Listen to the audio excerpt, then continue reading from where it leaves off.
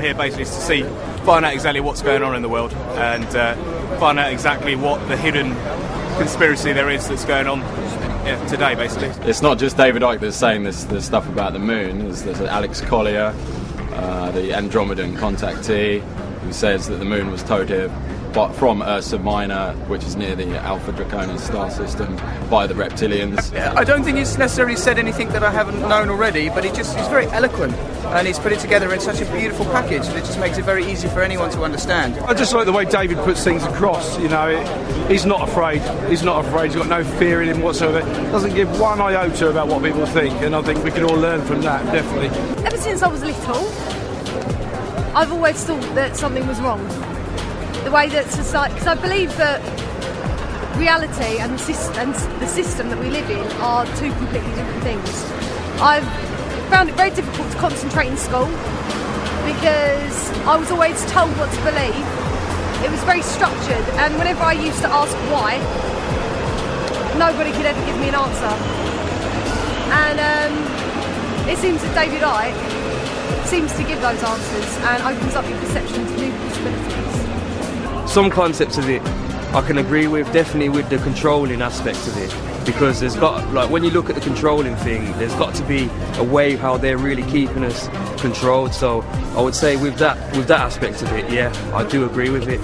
I have read and I have seen many videos, and I think he's great because there is a lot of truth in everything he says, and there will be a lot of changes from now on. I admire what he's doing. I think he's got a lot of courage to step out and enlighten a lot of people about what's going on in the world that the majority of us don't really understand or know about. So I give him a thumbs up, really.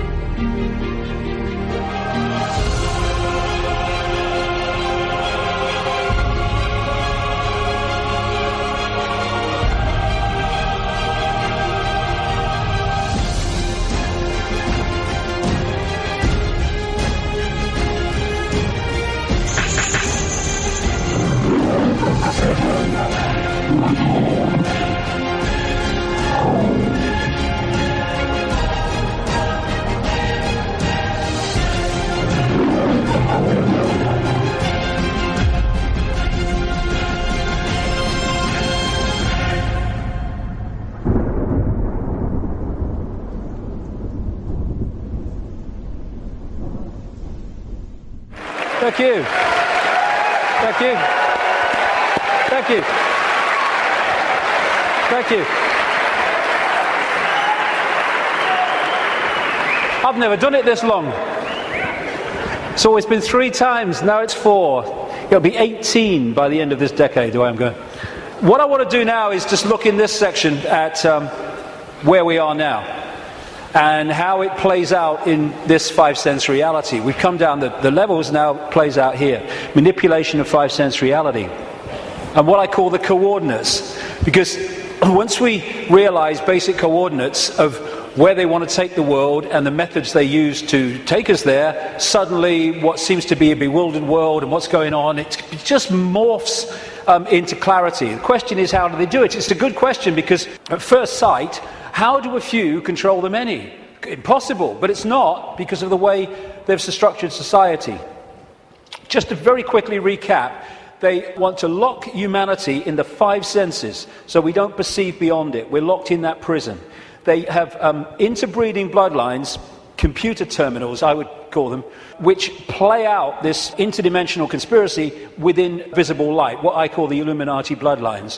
And they've set up a structure whereby the bloodlines who answer to the reptilian control system then control the governments, the people in power in all the various institutions. And crucial all the way through is to structure society. I mean, you can symbolize it as a spider's web, or like this as a pyramid. The idea is to hoard advanced knowledge, the kind of stuff we've been hearing about today and more, in the upper levels of this structure. this pyramid within pyramid structure, compartmentalized pyramid, where the few at the top are the only ones that know how it all fits together.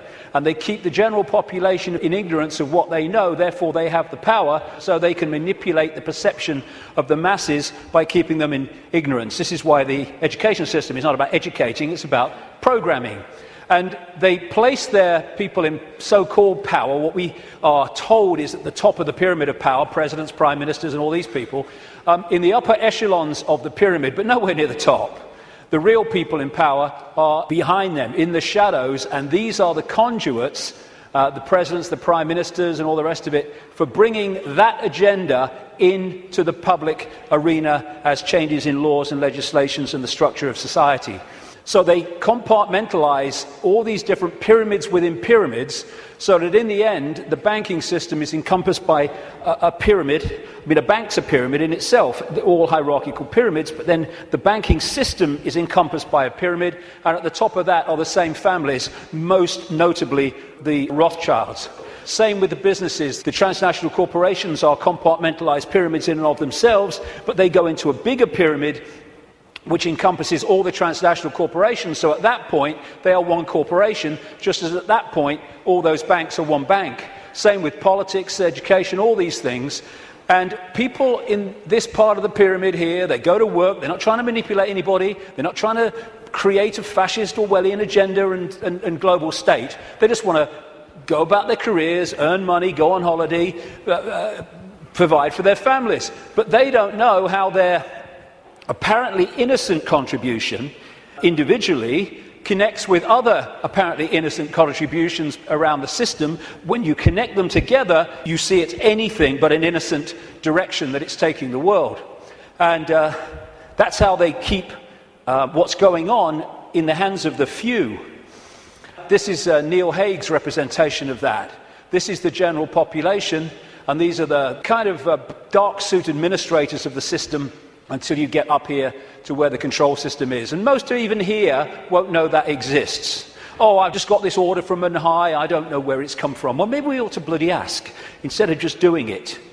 And again, it can also be symbolized as the web, where these various strands, they're secret societies, semi-secret organizations, which go out and connect all these apparently unconnected countries, institutions, media organizations, banks, etc.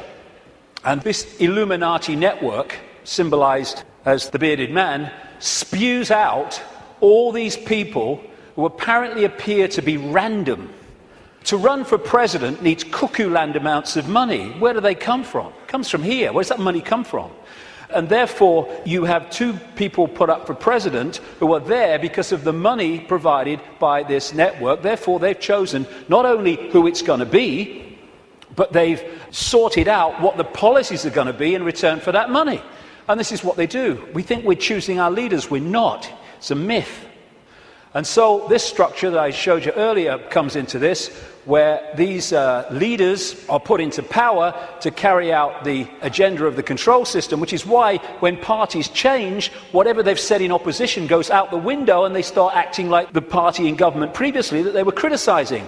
The common denominator is whoever gets in power basically introduces the control system, and whoever's out of power opposes the control system verbally, which means that you have the illusion of choice when whoever's in power unfolds the agenda. So there is no choice. It's a myth. And they control these institutions and play the people off against each other, divide and rule, both within countries and between countries, keeping everything in a constant state of confusion and conflict. And that's the key. Manipulating confusion and conflict is child's play.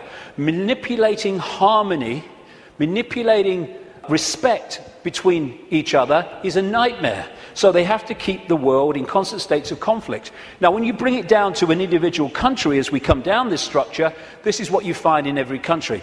You had in America, it's a wonderful example, but it plays out all over the world. During the Bush years, Republican, that administration was controlled by a group of people known as neocons, neoconservatives, including all these people like Richard Pearl and all the rest of it. And over here, you have what I call, anyway, the democons. This is a network of people. I put Kissinger in the democons because he's an advisor to Obama at the moment, but he spends most of his time with the neocons, Kissinger. He just goes with whoever's winning. And the democons are a group of people that control the democratic administrations. But the democons and the neocons are controlled by the same force once you get to here. So people think, oh, I voted Republican this time. Oh, I'm going to put the Democrats in because I like that Obama. Got a nice smile. And what you're doing is voting for this, whatever. And that's what's happening in this country. Same thing. And so when people say Big Brother Bush or Big Brother Obama, no, it's not. These are just puppets. Dance. I said dance. When I say jump, I mean Olympic high jump record. This is the thing. You take one mask off, you put another mask on. And because it's a different mask, we think it's a different administration. We think controlled by different forces. No, no. And what you have is the movie playing out in the public arena. People who appear to be in opposition to each other when they're controlled by the same puppeteer.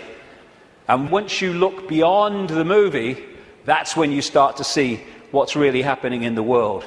So the cards are moved around in line with an agenda for the constant, incessant centralization of power.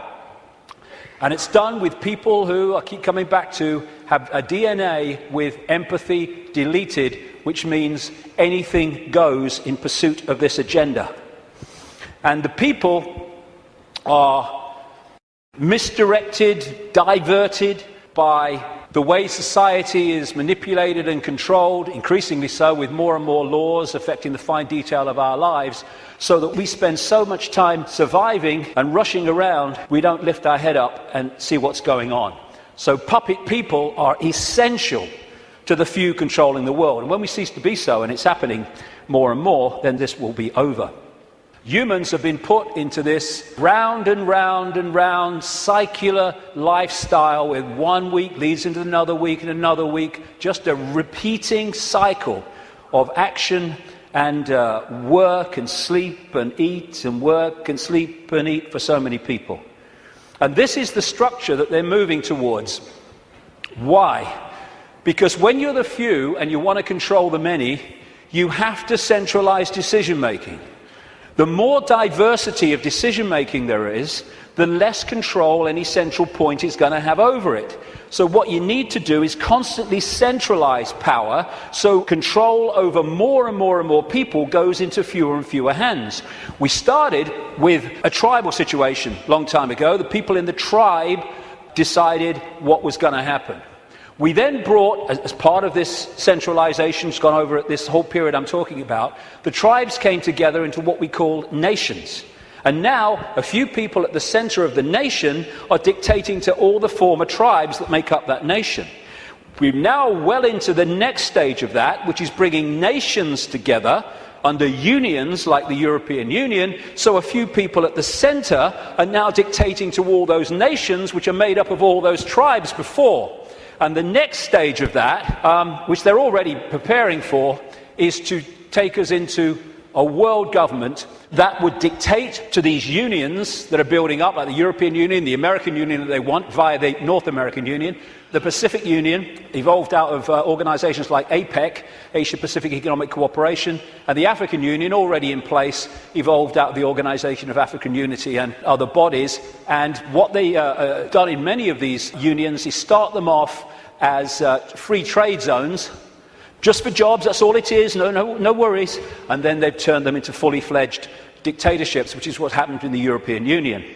And the reason is that you've got to centralize power if you want to get more and more control in the hands of the few over more and more people.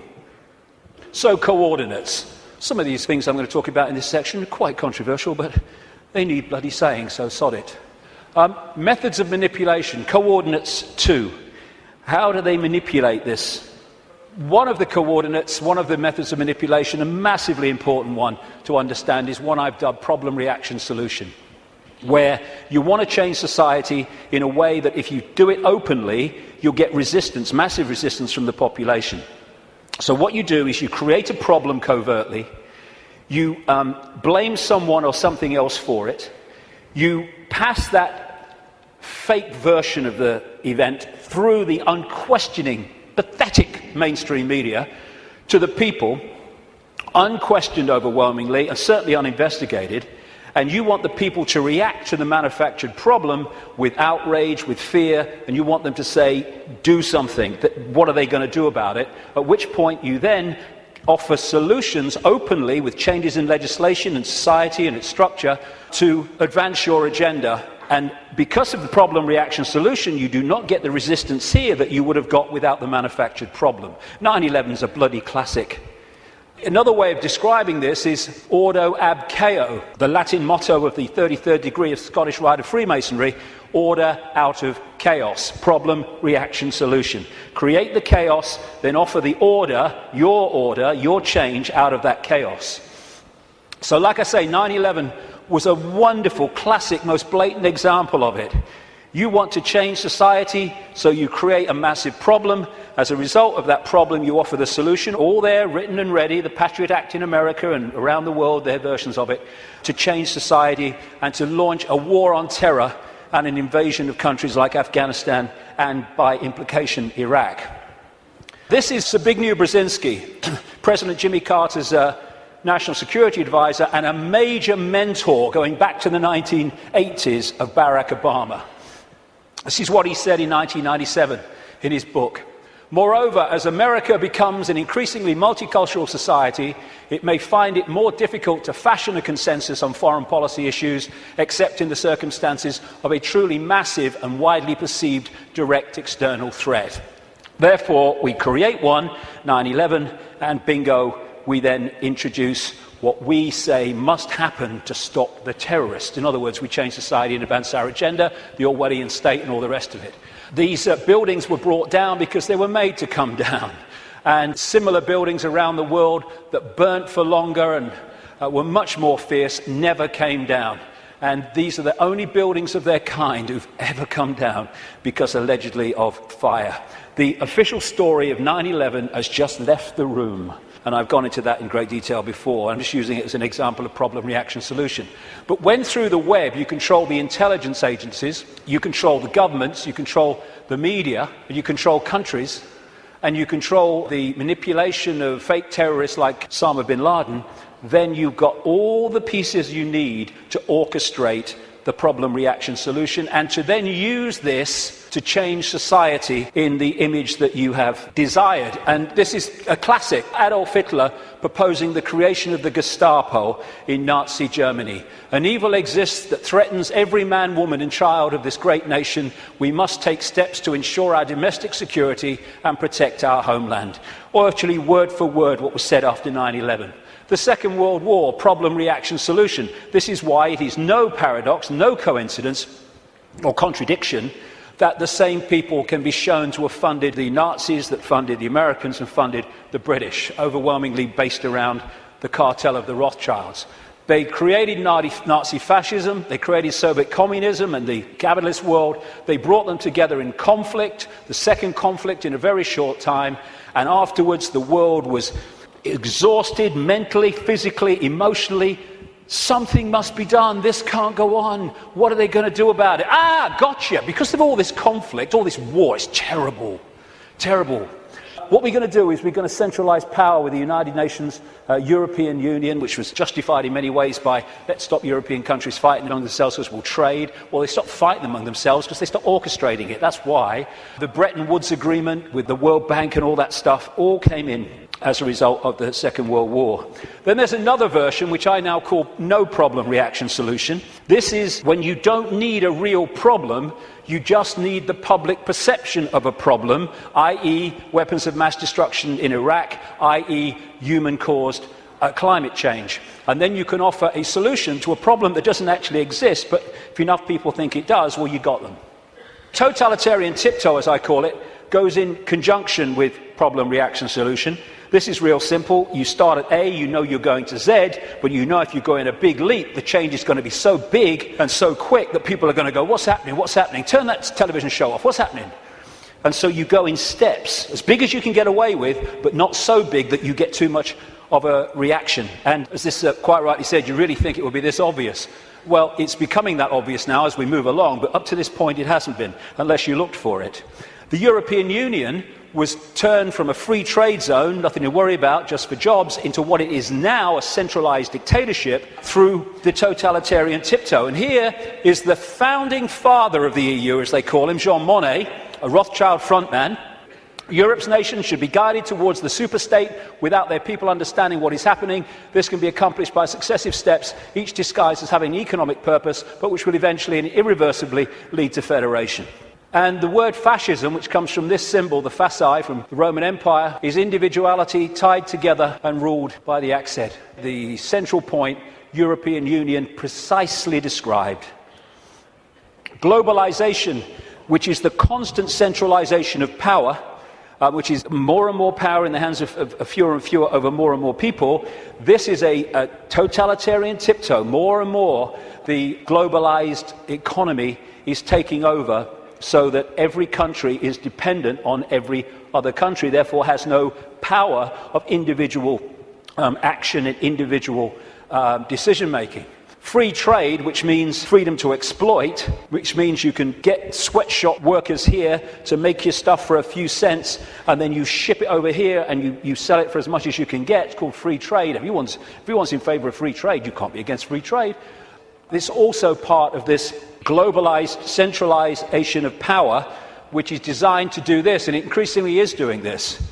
It means that if you're dependent within your country or your community on things outside of your influence, then everyone is dependent on everyone else, therefore has no self-sufficient ability to make decisions in their own lives and their own communities and their own countries.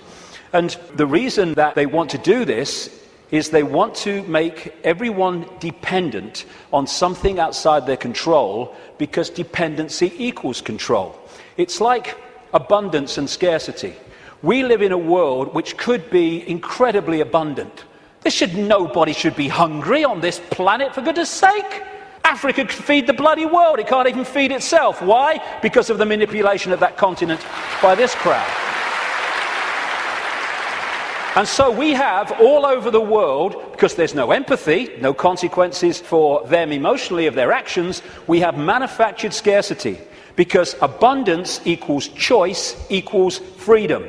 Scarcity equals dependency equals control. And that's why we have manufactured dependency. We have people hungry in a world of plenty. Coordinate 3, the cement. There are certain organizations, networks, rings, that act as the cement that holds the web together and holds people within the web together. Close to the spider people are the Rothschilds. And when I talk about the Rothschilds, one thing, I'm not talking about all people called Rothschild. The vast majority of people called Rothschild won't have a clue what other Rothschilds in that dynasty are doing. And secondly, I don't even mean only people called Rothschild.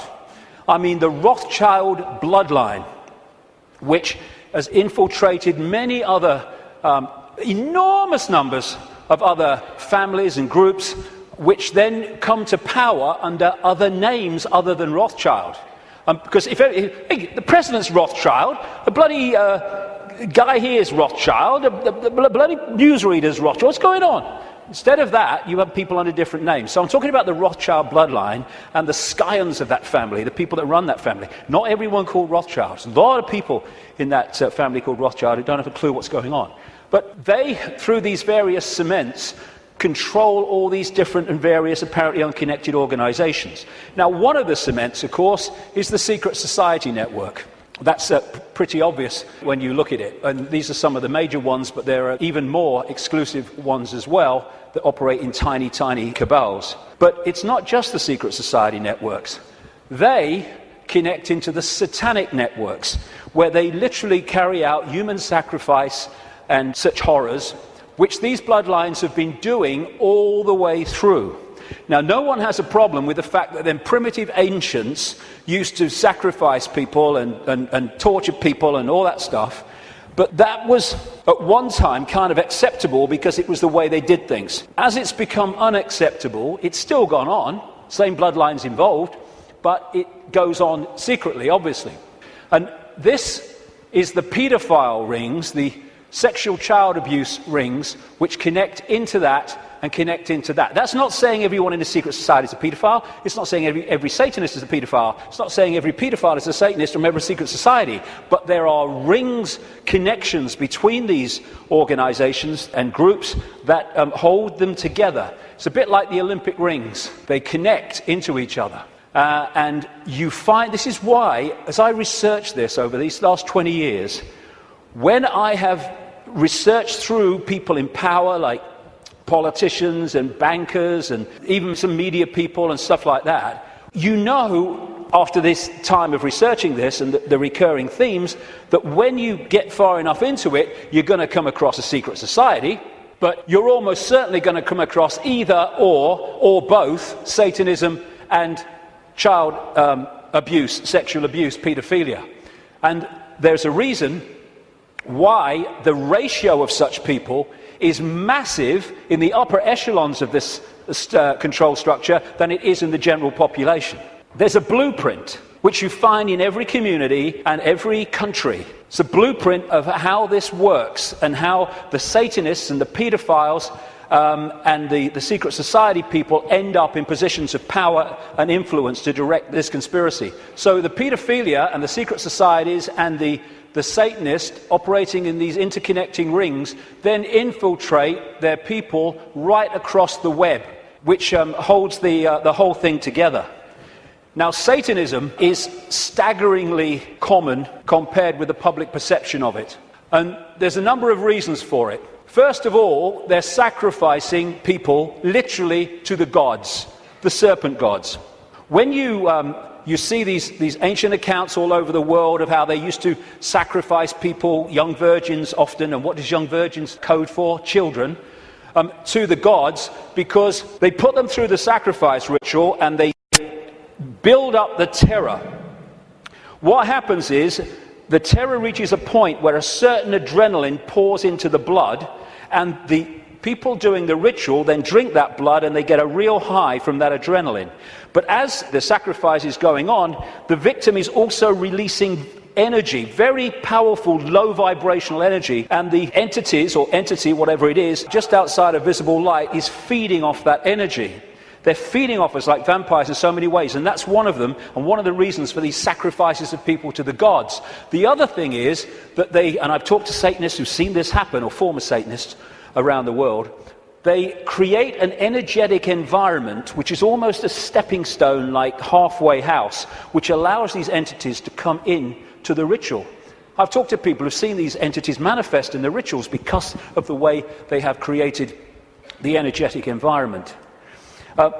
Anyone who's looked even mildly at this whole conspiracy in this area will know about Bohemian Grove in Northern California, where the elite, the presidents, the Bushes, the Kissingers, the Rockefellers, all these people go and take part in rituals under a 40-foot stone owl. And from what I am told by people who've been there in a victim state, they, in smaller groups, because it's 2,700 acres of redwood forest, actually do sacrifices there too. And all these people are involved with their satanic gods and all the rest of it. But it happens all over the world, and it happens in a sequence on certain days. You know, we've got a situation with Halloween where it's now like bloody Christmas. If people only knew what happens on Halloween, what happens across Beltane, May Day and all that stuff, to kids all over the world, in extraordinary numbers, there would be no celebration of Halloween. And what they're doing on one level, because they're interacting with the cycles, the astrological cycles, is why they do it at certain times when the planets, the moon probably, and everything is in a certain place, is they're manipulating what they refer to as the morphic field, the energy that we all live in. Like I said earlier, if you want to affect the fish all at once, then affect the sea. And in the new book, in an appendix at the end, I published this. I call it Confessions of a Satanist. It came to light early this year and it is alleged to be, I can't vouch for its authenticity. What I can say is after 20 years of researching this, it's bloody massively accurate. And it's supposed to be a guy who died in 2004. He was a high Satanist in Australia who, wasn't really a confession in the sense of I want to confess my sins. It was just basically an outline of how Satanism controls the world. And this is one of the things he says in that. What most people do not realize is that Satanism is a ritually based practice, and that this repetition, same place, same time, has over time left strong impressions upon the morphic field. They have to control the morphic field so that we stay in a low vibrational state, so we stay attached to that moon matrix I'm talking about. And of course, as I was saying, we are interacting with this field all the time, and taking in energy into the meridian system from it, and therefore it is affecting us. And as I mentioned earlier, I'm saying that this is part of the process of suppressing that field also, which is why they stuck them on vortex points. Now let's take this connection from Satanism, blood drinking, taking in the human genetic code to stay here longer, which is what some of these reptilians do, and the paedophilia. What's it all about? It's about energy. It's about vampiring the energy of children. The reason that we have sacrifice to the gods of young virgins, children, is because they want the energy of children before puberty, because when puberty happens, there is obviously we all know, there is a chemical change, massive chemical change, at which point, from their point of view, the energy is not as pure and desirable. This is what John Juan Matos said in one of the Carlos Castaneda books. He's being quoted here by Castaneda. Matos is the he. He explained that sorcerers saw infant human beings as strange luminous balls of energy, covered from the top to the bottom with a glowing coat, something like a coat of plastic adjusted tightly around the cocoon of energy. He said that glowing coat of awareness was what the predators consumed, and that when a human reached adulthood, all that was left of that fringe awareness was a narrow fringe that went from the ground to the top of the toes. That fringe permitted mankind to keep on living, but only barely. And that, although the paedophiles won't realize that, although the elite ones will, is what the paedophilia is all about, and why it is so rampant in the upper echelons of this control system. Because while the paedophile is sexually abusing the child, symbolically here, it is connecting into the energy field of the child. This is why they have anal sex with children so much, even girls. It's because they're connecting in to the lower chakra, the base chakra, and they're drawing that energy out, or the possessing entity is drawing it out and feeding off it. This is why paedophiles tend to be overwhelmingly possessed people, because the possessing entity drives the lust for sex with children, and then when it happens, they draw the energy off it, drawing the child's life force out. And politicians in this control system, again, this is why paedophilia is rampant among the political classes. This is what the Satanist confession said as well, that Australian guy. Politicians are introduced by a carefully graded set of criteria and situations that enable them to accept that their victims, children, will be our little secret. Young children sexually molested and physically abused by politicians worldwide are quickly used as sacrifices. In Australia, the bodies are hardly ever discovered, for Australia is still a wilderness. In countries that are not a wilderness, they control the mortuaries and the crematoria, where they get rid of children who they want rid of because of what's happened. And it is rampant. I keep using that word, but it is. People don't realize. What happens is, people think or relate the number of children that go missing every year to the number of times we see a story on the news that a child is missing and everyone's trying to find them. That is the tiniest tip of the iceberg. Hundreds of thousands of children go missing in America every year.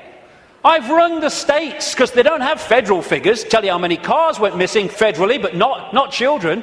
They said, you've got to ring the states. I rung a load of states years ago now. I said, how many children go missing every year? How many children went missing last year? And I added the figures up. What? Never seen this on the news, hundreds of thousands. Some of them are found, some of them have explanations. Not all, nothing like. And what happens is that you have the cover-up. There are so many stories where the story of this Satanism and this child abuse starts to come to light, and immediately the lid goes on because the system controls the various aspects that can keep the lid on. This is just one example. There's endless numbers around the world. The Franklin cover-up.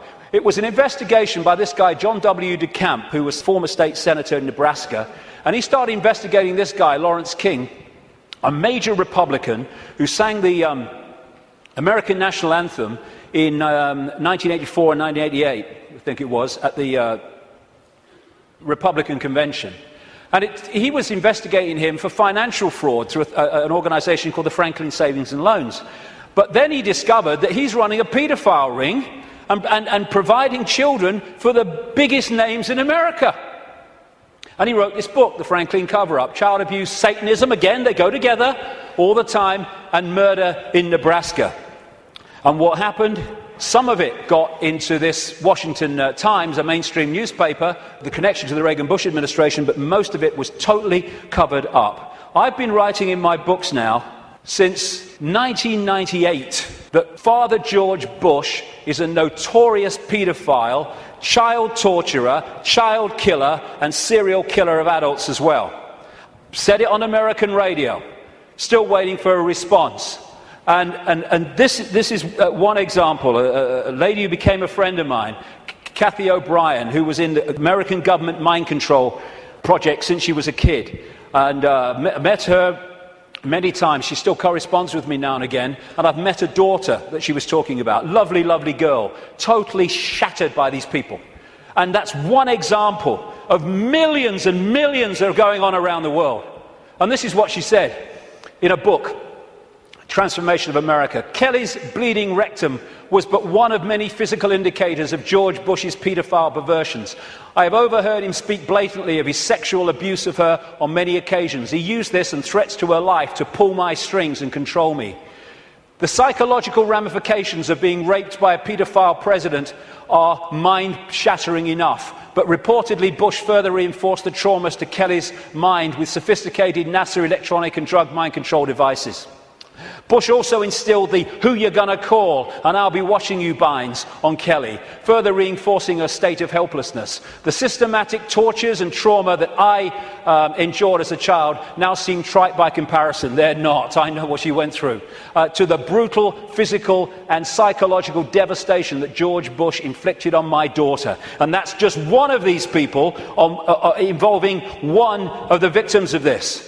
It's incredible, the scale of it, and it's going on in this country. And what happens? The wall goes up. This is what DeCamp found. Suddenly ranks are pulled in, and the media won't touch it, the social services won't touch it, the police won't touch it, politicians won't touch it. It's the blueprint, it's how it works. And the Discovery Channel programme, produced by Yorkshire Television, was about to go to air exposing that Franklin cover-up and the paedophile connections. Bingo, it was censored and pulled just before it was going to air. Never to see the light of day, although you can get it on the internet, because one copy survived.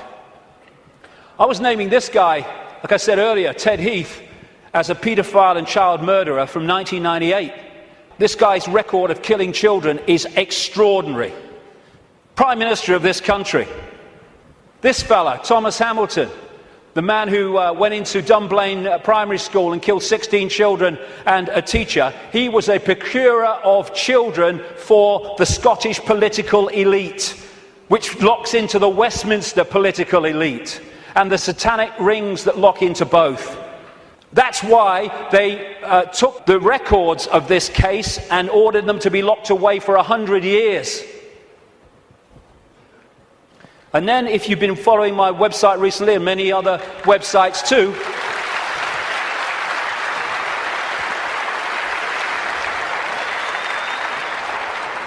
Here you have the classic blueprint again. Everywhere you go, same blueprint. This girl, Holly Gregg, Down syndrome girl, her mother, Anne, and Robert Greene, a fantastic guy who's been helping them and committed so much of himself to this. When she started, Holly started saying what had happened to her, being raped and abused by the Scottish elite, suddenly the wall went up again. And Robert was arrested. He's been treated appallingly by the police, the Grampian police in Scotland. Grampian area of Scotland, by the way, notorious for Satanism. And he's now basically been told what he can't say, and he can't name people and all the rest of it, and he's... the case is ongoing. The media won't touch it, though maybe that might be changing, we hope. The Scottish law network or establishment will not investigate it. The police won't investigate it properly. Anne's brother, Holly's uncle, was blatantly murdered when he had seen Holly's father abusing her, and therefore had the ability to tell the truth and tell the story. He ended up murdered, and a cover story of suicide. When you see the story, suicide, are you kidding, was put together by the Grampian police. And Robert Greene is a man who, if there were more of his like in this world, then this world would be a very much better place.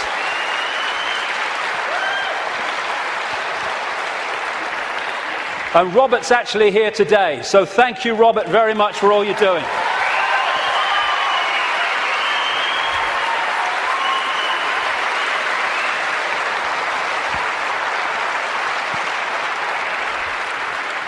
This is how they create the wall. You have again the pyramid system. Social services is a pyramid, a hierarchical pyramid. The police is, lawyers are, judges are, politicians are, the media are, all of it. The medical side, the doctors, the coroner's offices, they're all part of these structures. And up here, they all eventually fuse into the same group, the same ring of people, controlling force. And what they do is they put in these pyramids people in the positions of power who are in the ring, or in the club. You do not have to control everybody in social services to stop investigations or to enforce investigations to take children away for no good reason. You just have to control the level of social services that makes those decisions. And of course, once you're in a position in these pyramids where you are hiring and firing, what you do is you hire people of like mind, and after a period of time, then a lot of these people are in these organizations at different levels. You don't have to control every policeman. There's so many genuine policemen in this world, but they don't get into the positions of power overwhelmingly. The Geese guys do. And therefore, they dictate whether something's investigated or not, or whether someone is targeted to pin them with a charge that is completely unjustifiable. Same with the media. You control that. We're not covering that story. Politicians, oh no, I'm not talking about that. I'm not investigating that. Oh no. This is how it's done. This is David Berkowitz, the son of Sam, multiple killer in New York, who from prison after he was convicted said that he did it, yes, but he was part of a satanic ring that was with him. And he said this, quite rightly: Satanists are peculiar people. They aren't ignorant peasants or semi-literate natives. Rather, their ranks are filled with doctors, lawyers, businessmen, and basically highly responsible citizens. They are not a careless group who are apt to make mistakes, but they are secretive and bonded together, the cement, by a common need and desire to mete out havoc on society. It was Aleister Crowley who said, "I want blasphemy, murder, rape, revolution, anything bad." And now we're having, around the world, not least in this country, but America too and other countries, we're having the state stealing our children on the most extraordinary scale, with the most extraordinary excuses. There was one lady who came to light, not many do compared with the ones that are going on, because of the secret family courts where this stuff goes on in secret and can't be reported. Or they say, oh, it's to protect the children. No! It's to protect the paedophiles and the Satanists. That's what the secrecy is for.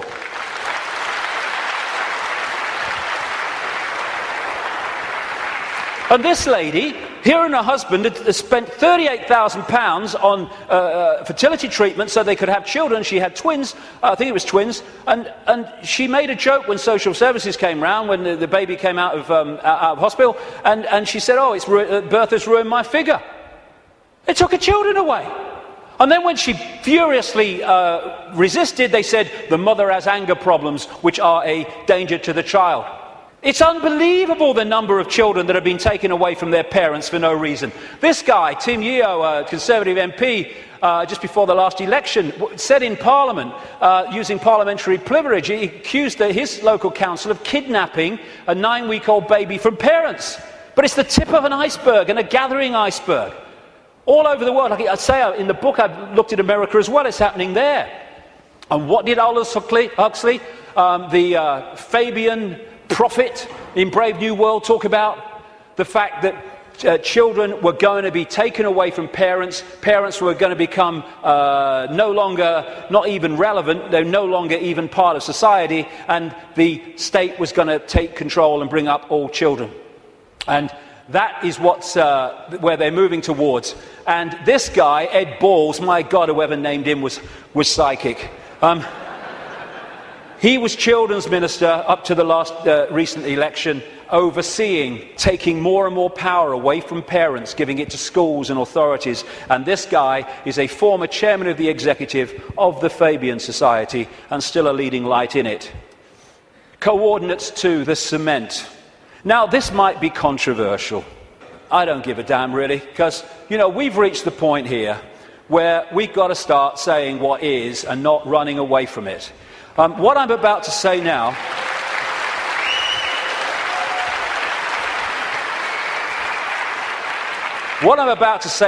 virtually no one else, there are some, and some that, some of them are characters I don't really would like to spend an evening with, to be honest, and some are. But most people, the overwhelming majority of people in what we call conspiracy research, won't touch this subject, right? Well, I'm going to bloody touch it because I'm sick of it. And I'm sick of people being frightened and intimidated into not touching it. Thank you.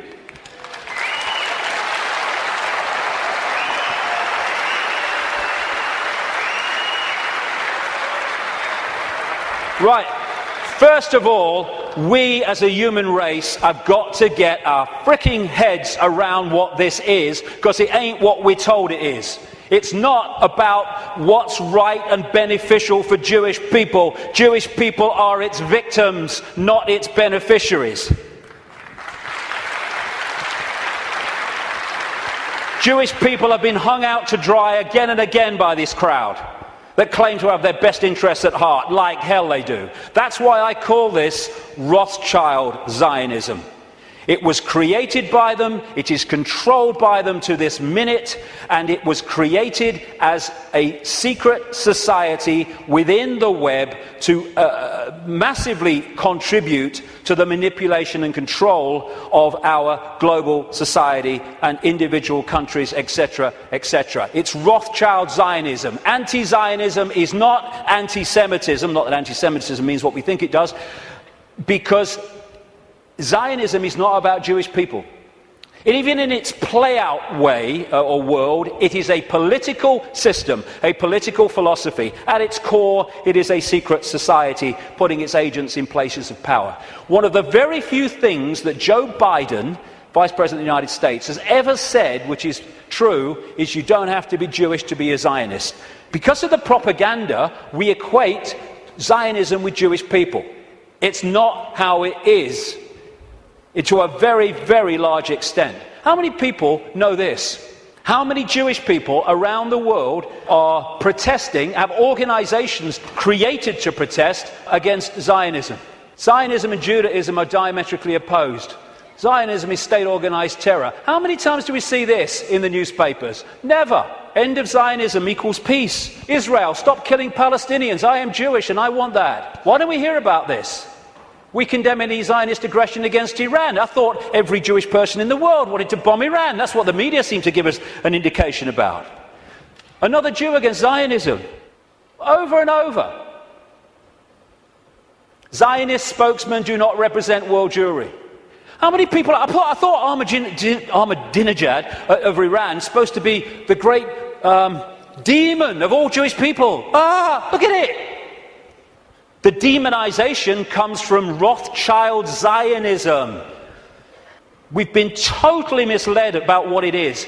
Rothschild dynasty created Israel. It paid for the first people out of Europe to go and people Israel after the war. It paid for the building of the Knesset. It paid for the building of the Supreme Court building with all its Illuminati symbols all over it. And some of the people who've broken out of the family, I quote one of them in my book, have actually said, and as I've been saying for years, because it's bloody obvious, that Israel is not the homeland of Jewish people, it is the fiefdom of the Rothschild dynasty, created out of Rothschild Zionism, a secret society. And Rothschild Zionism has been used via Israel to devastate, slaughter, torture an entire nation of human beings, while claiming to be against terrorism.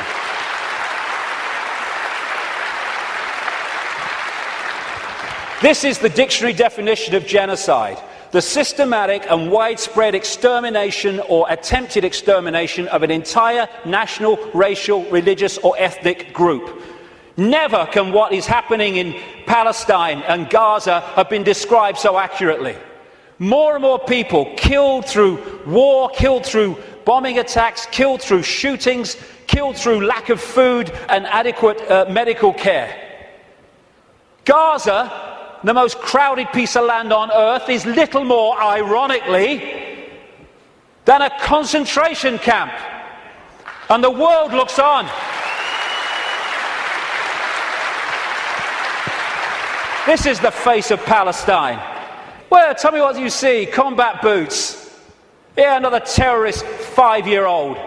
And all the time, Palestinian homes are being demolished in occupied land and given over to these extremist settlers who believe that they have a right to it because it says so in some bloody Bible.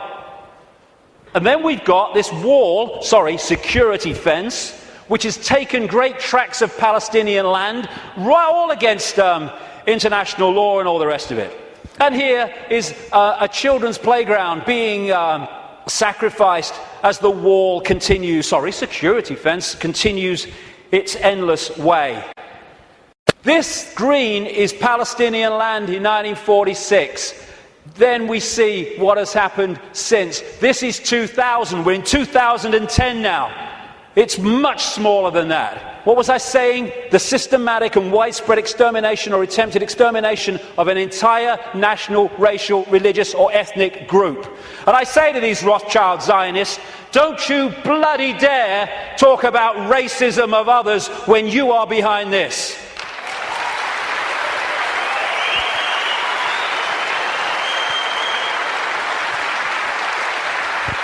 Israel is an apartheid society. Not just between Israelis and Palestinians, but through Israeli society. It's incredibly apartheid. The way they treat the black Jews from Ethiopia is absolutely grotesque. As is spokesman doing that, then talking about other people's racism. We've got to go for that. I mean, and people, Jewish people, have seen it. They can see what it is. There's some fantastic Jewish people in Israel who are resisting this. Young people who go to jail because they won't serve in the army because of what the army's doing to the Palestinians. Magnificent people. Never get talked about in the mainstream media, hardly. And no matter what is said about Israel, this is Israel's response. Why? Because Israel is the fiefdom of the Rothschild dynasty, which also controls the American administration, the British administration, and so Rothschild's one arm is not going to criticize Rothschild's other arm. In the Matrix movie, there's something called the Zion mainframe. Well, Zionism, Rothschild Zionism, is in so many ways a mainframe of this network. And it pervades all the way through. And it's not about, oh, these Jewish people here and these Jewish people there. It's Rothschild Zionists who are there, and they answer to the Rothschild dynasty. Therefore, they play out the agenda of the web in a coordinated way. Now, before I start this, a lot of names coming up. I'm going to go just through a bit of the American administration and a few other things, just to give you a feel for it, for people that haven't seen the extent of this. Before I start, one fact. Jewish people in America are less than 2% of the population. A significant number of them will not be Rothschild Zionists, and therefore the ratio of Rothschild Zionists is even smaller, significantly smaller than the 2%. Okay. Obama's immediate handler is a guy called Rahm Emanuel. He has served in the Israeli army. He's the White House Chief of Staff. He does whatever he says. His father, Emanuel's father, was a terrorist in the Irgun terrorist group that bombed Israel into existence in 1948. And this is the relationship between Rahm Emanuel, he's the kind of Peter Mandelson of America, and Obama. Hey, you want a Nobel Peace Prize? I can sort it, son. I can sort it, son. No problem. All pictures like that, by the way, are by a guy called David Dees, who's a political artist, brilliant, American, works out of Sweden. Uses images so powerfully to tell 1,000 words as they go. This guy is the second handler in the White House. His name's David Axelrod, Rothschild Zionist, and he was the man who orchestrated the entire election campaigns of Obama against Hillary Clinton and then against John McCain. The main funder and orchestrator of the funding, in terms of individuals, of Obama was a guy called George Soros, Rothschild Zionist, who manipulates countries and uses his networks and funding to create coups in countries where they want to change the regime change. And he bets on currencies, like he bet on the pound years ago, and makes a fortune out of the demise of the economy of other countries, because he has no empathy. Henry Kissinger, massive Rothschild Zionist, has served that dynasty's agenda for 40 years, if not 50 years. And he's now an advisor to Obama, even though he's officially a Republican. The American economy, the American economic team, is led by Timothy Geithner, Treasury Secretary, Rothschild Zionist, and Larry Summers, Rothschild Zionist. The entire Obama budget is run by the budget director, Peter Orszag, Rothschild Zionist. This man was advising the Russian treasury when the Russian governments were giving state assets away to Rothschild Zionist oligarchs, including Roman Abramovich, the owner of Chelsea Football Club, by the way. It's very easy to become a billionaire when a state says, have these assets worth billions of pounds. Thank you very much. It's a piece of cake. You could buy a football club if you want. And this man's company was also advising the Icelandic Central Bank in the run-up to the Icelandic crash. The Federal Reserve in America, which controls the American economy in so many ways, it's a privately owned, not government-owned central bank, and it's privately owned by the Rothschilds and the affiliates of the Rothschilds, is Bernard Bernanke, Rothschild Zionist. He replaced Alan Greenspan, Rothschild Zionist, who was head of the Federal Reserve from Reagan Bush right up into the Boy Bush administration, and he systematically took away the checks and balances which allowed the mayhem of 2008 to unfold. We keep hearing about Goldman Sachs and all the mayhem that it's created, both in the crash of 2008 and the crash of the economy in Greece, fundamentally involved Goldman Sachs. Goldman Sachs is a fiefdom of the Rothschilds, headed by Lord Blankfein, Rothschild Zionist. The World Bank, headed by a Rothschild Zionist. The IMF, International Monetary Fund, headed by a Rothschild Zionist. European Central Bank, headed by a Rothschild Zionist. A stream of so-called czars, as they call them in America, controlling different policies and areas, policy areas of the Obama administration, Rothschild Zionists, including Cass Sunstein, who has actually written a paper saying people who have conspiracy theories should either be banned from expressing them or taxed for expressing them. Taxed! Climate change policy in the Obama administration is controlled by Carol Browner, Rothschild Zionist, and Todd Steen, Rothschild Zionist. Major area of policy. The American administration is utterly awash with Rothschild Zionists, and that is not by accident. It's because they're agents of the dynasty or agents of the control system. It's not about race. Mossad is not the intelligence agency of Israel. It's the intelligence agency of the Rothschilds, and that's why it turns up all over the world in false flag set up terrorist events and assassinations and all that stuff, because it's not carrying out the policy of Israel, it's carrying out the policy of the Rothschilds that control Israel. Now let's look at 9/11. The World Trade Center lease was purchased just a few weeks before 9/11 by Larry Silverstein, Rothschild Zionist, and Frank Lowy, Rothschild Zionist, and the deal was done with this guy called Eisenberg, Louis Eisenberg, Rothschild Zionist, the head of the New York Port Authority. The head of the CIA, who investigated what happened on 9/11, George Tenet, Rothschild Zionist.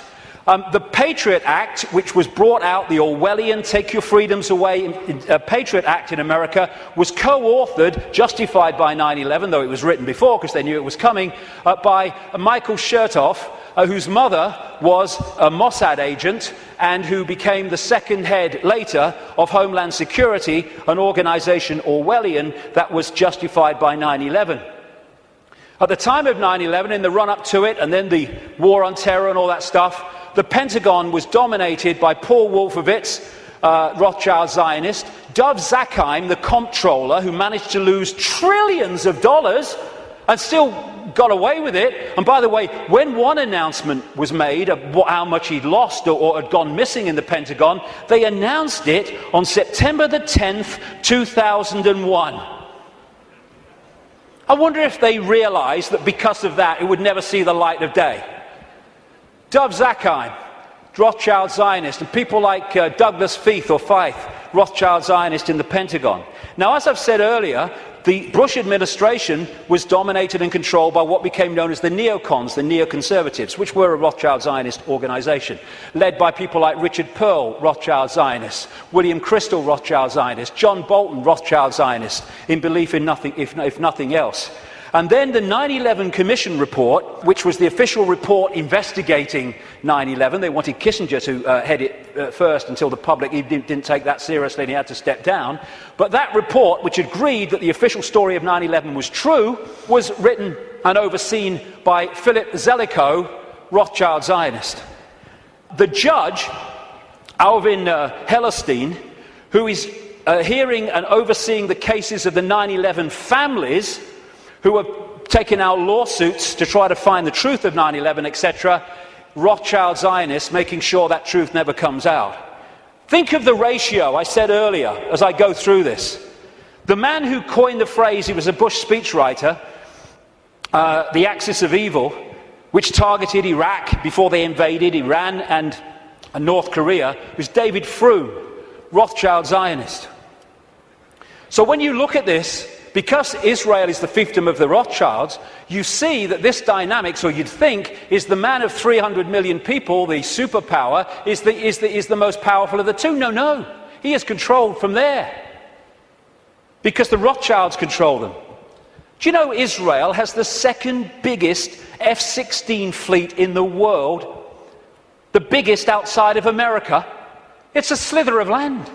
How did they get them? Dov Zakheim, as comptroller of the Pentagon, Rothschild Zionist, made a load of weaponry and planes in America scrap when they weren't, so they could be passed for a song to Israel. These two guys, they produced a book last year, The Israel Lobby and US Foreign Policy, and they say this: Israel receives about $3 billion in direct foreign assistance each year, which is roughly 1/5 of America's entire foreign aid budget. In per capita terms, the United States gives each Israeli a direct subsidy worth about $500 a year. This largesse is especially striking when one realizes that Israel is now a wealthy industrial state with a per capita income roughly equal to South Korea and Spain. Another writer, a former BBC and ITN journalist, produced a book, Zionism, the Real Enemy of the Jews, and my God, is that true? And he points out, Jewish people make up less than 2% of the American population, but account for 50%, I would say Rothschild Zionists, 50% of the political campaign contributions. And that's why, no matter how these people argue at election time, including this country and others, they're all agreed on one thing. What goes on in Gaza? Keep quiet, keep your head down. And I block that out because I don't want anyone to see what's behind it. It's horrific. This man, magnificent Israeli, called Mordecai Vanunu, went to jail for 18 years for revealing the truth that Israel is a nuclear power. He's still got massive restrictions on his movement and what he can say.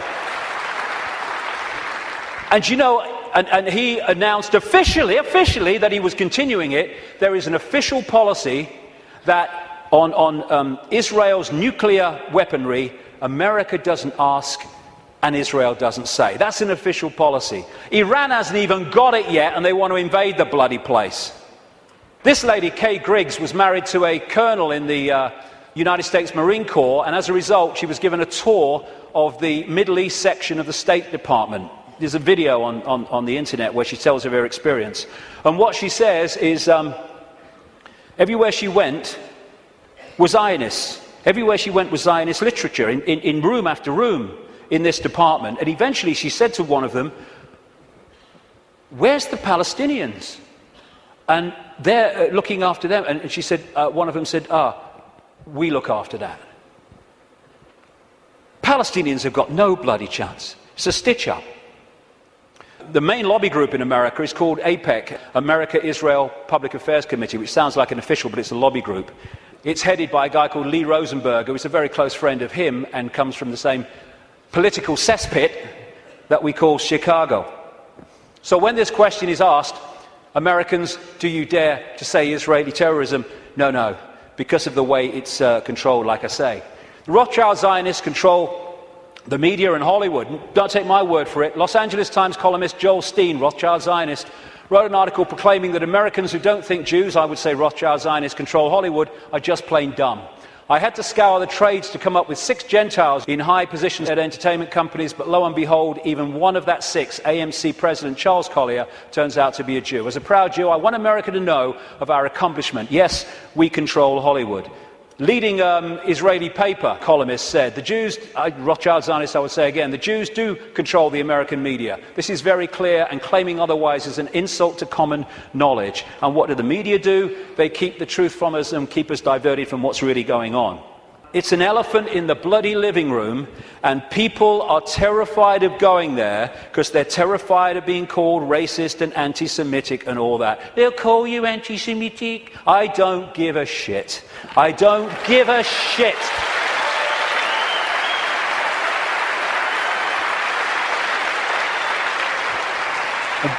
Very quickly, it's the same in this country. There was a very, very good documentary, and it was a kind of stand back in amazement that it actually got out, by a guy called Peter Oborne, a journalist, in the Dispatches series on Channel 4 that looked at the Rothschild Zionist control of British politics through organisations known as the Friends of Israel. Each party has one, but of course they all connect, so it's actually one network. And again, just like in America, never any criticism. The British government, under Tony Blair and much of it under Gordon Brown to the end, was controlled by Peter Mandelson, Rothschild Zionist. Note the hands. Rothschild Zionist. He even flaunts it, this guy. Goes on holiday with them.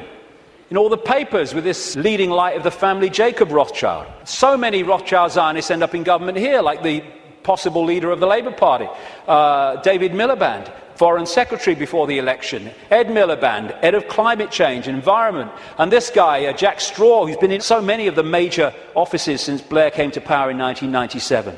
The new Prime Minister of Britain, David Cameron, Rothschild Zionist.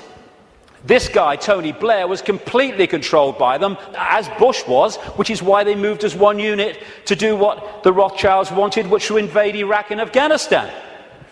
And to shut people up, the Rothschilds have created organisations like the Anti-Defamation League. They haven't sent me a bloody Christmas card for years, these people. I don't want to upset them or what. But I'm speaking in New York in October. That could be funny.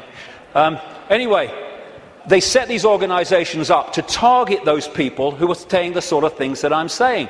The idea is to throw you're a racist at people, so to shut them up or to discredit them. Like I say, I don't give a shit. You throw it, son, and I'll hit the bugger back. Thank you very much. As a result, when you criticise Israel, you are promoted as criticising Jewish people and therefore being racist. This is how it works. And I have to say, the robot radicals on the so-called left of politics are played like a violin by these people. They go out on their protest, you're an anti-Semite! Okay, come in and listen to what I'm going to say. No, they never bloody do. And then you get people like the magnificent Norman Finkelstein, who's a Jewish man who's had his academic career destroyed for speaking out. His parents suffered in the concentration camps of Nazi Germany, and when he exposes these frauds and fakes in the Rothschild Zionist movement and what they do against Jewish people in general, he's called a self-hater. They can't say he's anti-Semitic, although sometimes they even use that. He's a self-hater. No, he's a decent man doing decent things. You want to try it? And the idea is to create, and they're doing it, hate laws in which truth is no defense. Even though what you say is true, it's no defense. If people are upset by it, then too bad, you've broken the hate laws. They're now targeting the internet, which has been so magnificent in communicating this information. And who's doing that?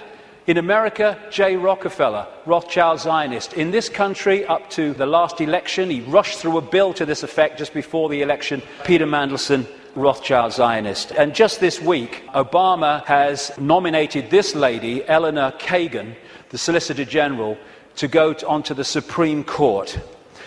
Two things. One, that will make Rothschild Zionists making up nearly half the Supreme Court judges of America, 4 of the 9, when they are well under 2% of the American population.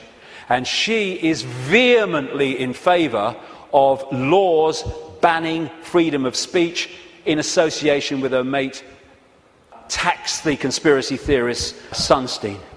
It is an elephant in the living room, and we need to address it if we are going to unravel this cabal, because they don't want to frighten us into not going here for any other reason than they know if we go here, so much is going to unravel. Home straight to tyranny. They think they're on the home straight to tyranny. Wishful thinking. This is the man, by the way, David Axelrod, Rothschild Zionist, who orchestrates the words on this guy's teleprompter. He's so welded to it that on St. Patrick's Day, he had a reception for the Irish Prime Minister, and he thanked himself for asking everyone, inviting everyone, because the Irish Prime Minister's autocue words were still on there when Barmer came forward to thank everybody. So that's how much he's welded to it. Assuming levels of knowledge that isn't there. You know, people say Obama's intelligent. He's not. What they're doing is comparing him with Bush.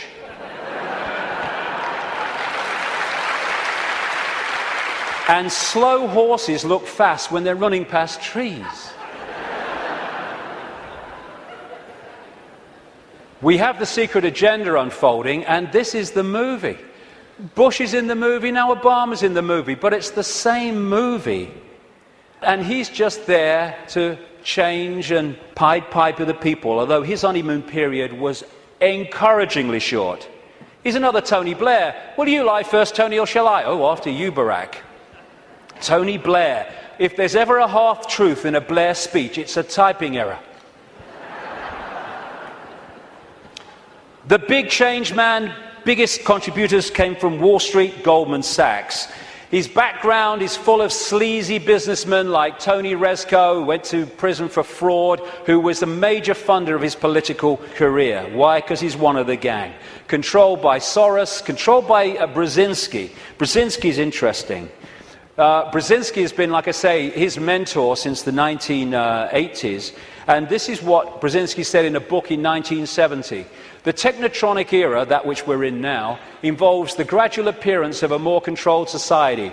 Such a society would be dominated by an elite unrestrained by traditional values. Soon it will be possible to assert almost continuous surveillance on every citizen to maintain up-to-date complete files containing even the most personal information about the citizen. These files will be subject to instantaneous retrieval by the authorities. This is the man who massively is behind Mr. Change, and he was also the co-founder, co-creator of an organisation called the Trilateral Commission, which locks into this network, which I've been writing about for years, a network around a secret society in Britain called the Round Table, including the Bilderberg Group, the Club of Rome, their environmental manipulation arm, and the Trilateral Commission as well.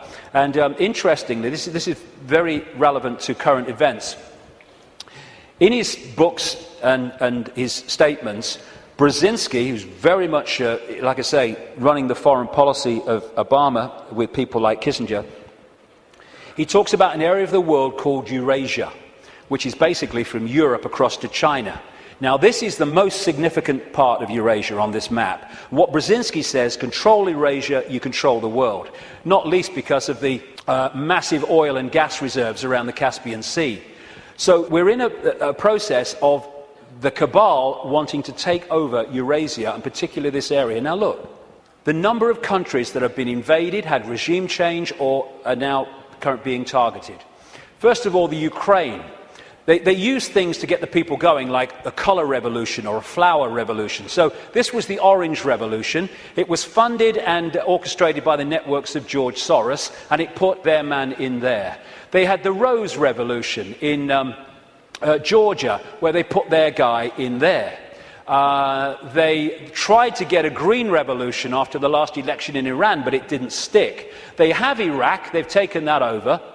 If they take Syria, then they're all the way through to Israel. They're in Afghanistan. They're now undermining Pakistan and bombing Pakistan more and more. In Kyrgyzstan, we had the Tulip Revolution. We just had another one recently, putting their people into power. We've had the terrorism starting to unfold in India, and they are targeting these areas because they not only want to take it over, they want to trigger a war involving China and Russia. The Third World War that their documents have talked about for a long time. And they're ticking them off. And if you take that map of Eurasia and keep it in your pocket, you'll tick them off as the news stories unfold. Oh, a revolution here. Oh, a coup here. And what they're doing, this is not America doing this. This is not America doing this. This is the cabal doing this through America. The idea is to destroy America, to use America to destroy America. Why? Because when you want a world government dictatorship, you cannot have any superpowers that have the military and financial might to say no to what you're saying must happen. Because the world government intends to have a world army, a world central bank, and a world currency, eventually. And they'll manipulate the financial situation to bring that about, or try to. So what they need to do to take the superpower America out is they need to destroy it militarily, and they need to destroy it financially. And that's what they're doing. They're using it on their foreign excursions, and they're undermining its economy to destroy America. And it is going down the pan so fast. And this guy is being used as the front man. Nice smile. Oh, he's a nice man. That's what's really happening. Behind the smile.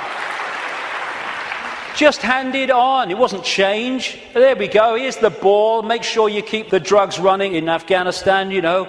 Drop some my way. And what we saw was a presidential problem reaction solution. Bush was brought in to create problems, financial problems, overseas wars problems, and this guy was brought in as the solution to the problems. And as Adolf Hitler said, the great masses of the people will more easily fall victims to the big lie than the small one. So, I am someone to believe in. Hope, which is always in the future, never in the now. And so it never actually comes to fruition, but we can hope it does. And then you had change you can believe in. And none of these trite phrases like change were ever described in detail about what they actually meant. And what they created was a massive mind control coup on vast tracts of American people, because they made Obama a blank screen, an empty suit on which people could project what they felt hope and change was, their version of it, onto him. And once he became president, of course, everything was changed. Make the lie big, make it simple, keep saying it, and eventually they will believe it.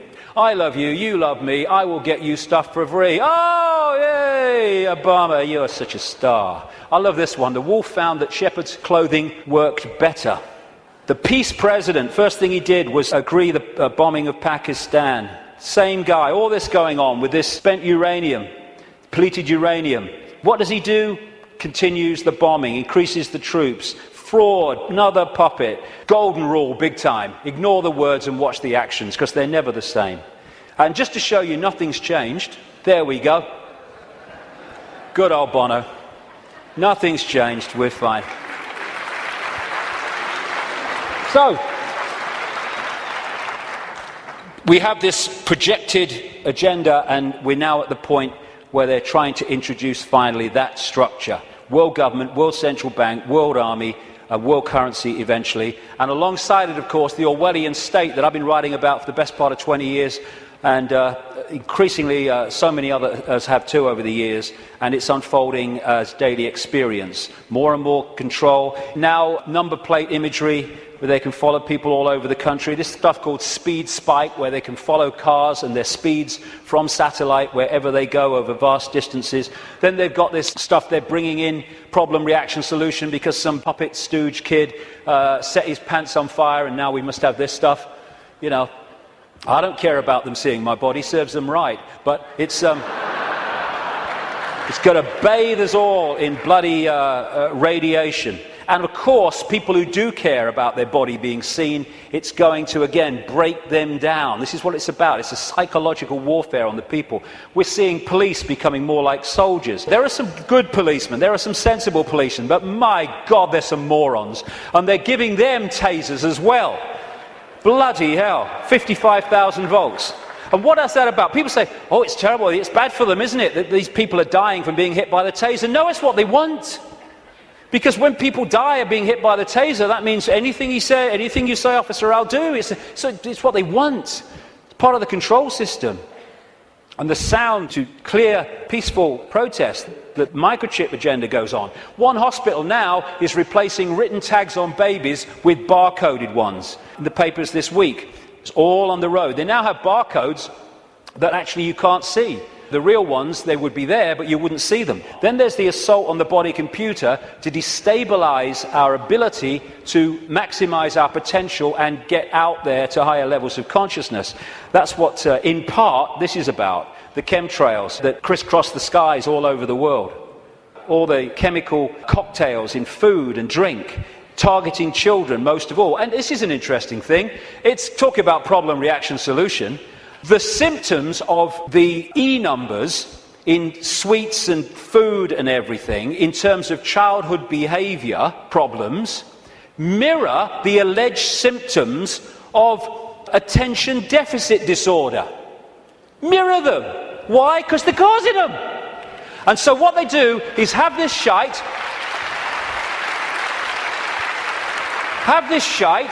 This will chemically imbalance the brain. It will create behavior problems and attention problems, and then we'll give you fricking Ritalin to dose you in mind-changing drugs to meet the problem that we are causing here. Same with genetically modified food, which is there to genetically modify us. This is why they're more and more targeting organic farmers around the world and people growing their own food to overcome the chemical shite. This is why they're targeting small farmers so the great conglomerations can move in, like Monsanto and others. This is why they have this Codex Alimentarius, which was created by Nazis like Fritz Tamir, who came up with the work makes free sign across the entrance to Auschwitz. Him and some of his fellow Nazis who went to jail after Nuremberg, he was released well ahead of the end of his sentence because his mate intervened, called Nelson Rockefeller, 4 times mayor of New York, and they created these Nazis. Codex Alimentarius in the 60s means code, food book or food code, and now they're trying to impose global regulations which in effect will stop us getting the doses of food supplements and vitamins that make any difference, and also hand control over to the pharmaceutical cartel for it. Same with the attempt to get us vaccinated with all this shite through the Rothschild created and controlled World Health Organization.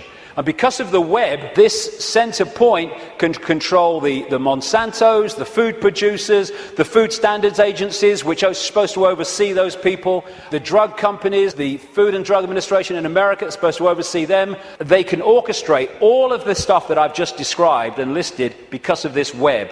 And the overall thing is a war on the human immune system. They're trying to undermine the human immune system in every way, shape or form because they want a massive cull of the world population because they cannot cope with the numbers.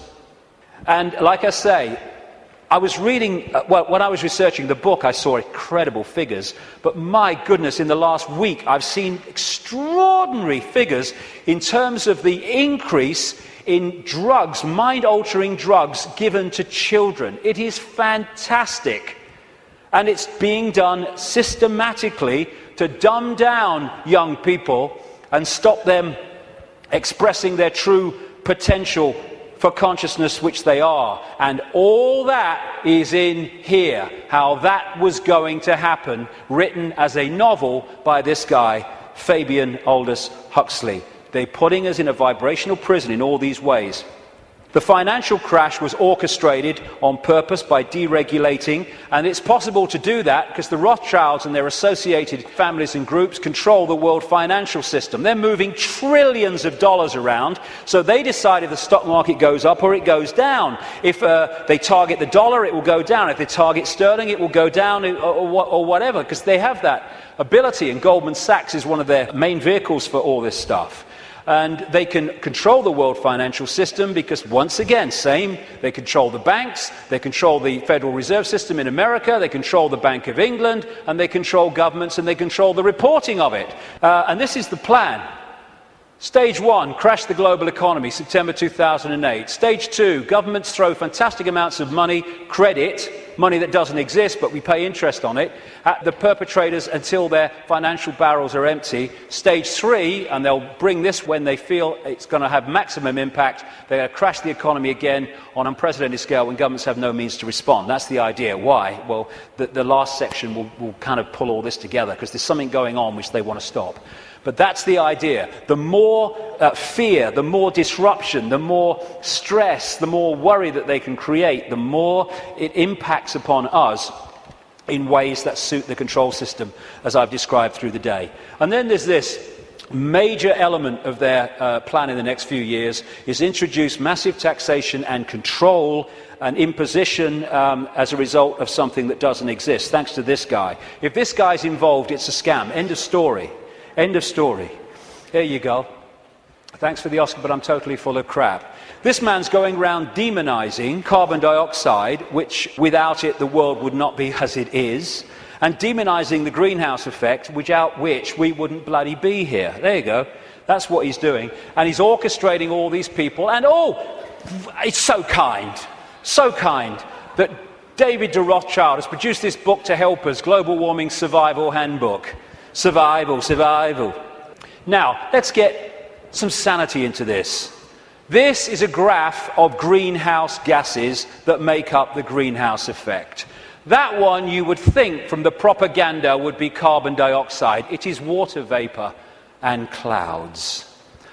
I think we ought to ban water vapor and clouds. It's the only way to save the frickin' world, right? Every time we see a cloud, they ought to add VAT. I think it's the only bloody way. And this is carbon dioxide. Not only that, the grey stuff is natural, only the green slither is coming from human activity. And we're supposed to believe it's affecting the weather. It's the bloody sun. It's the bloody sun.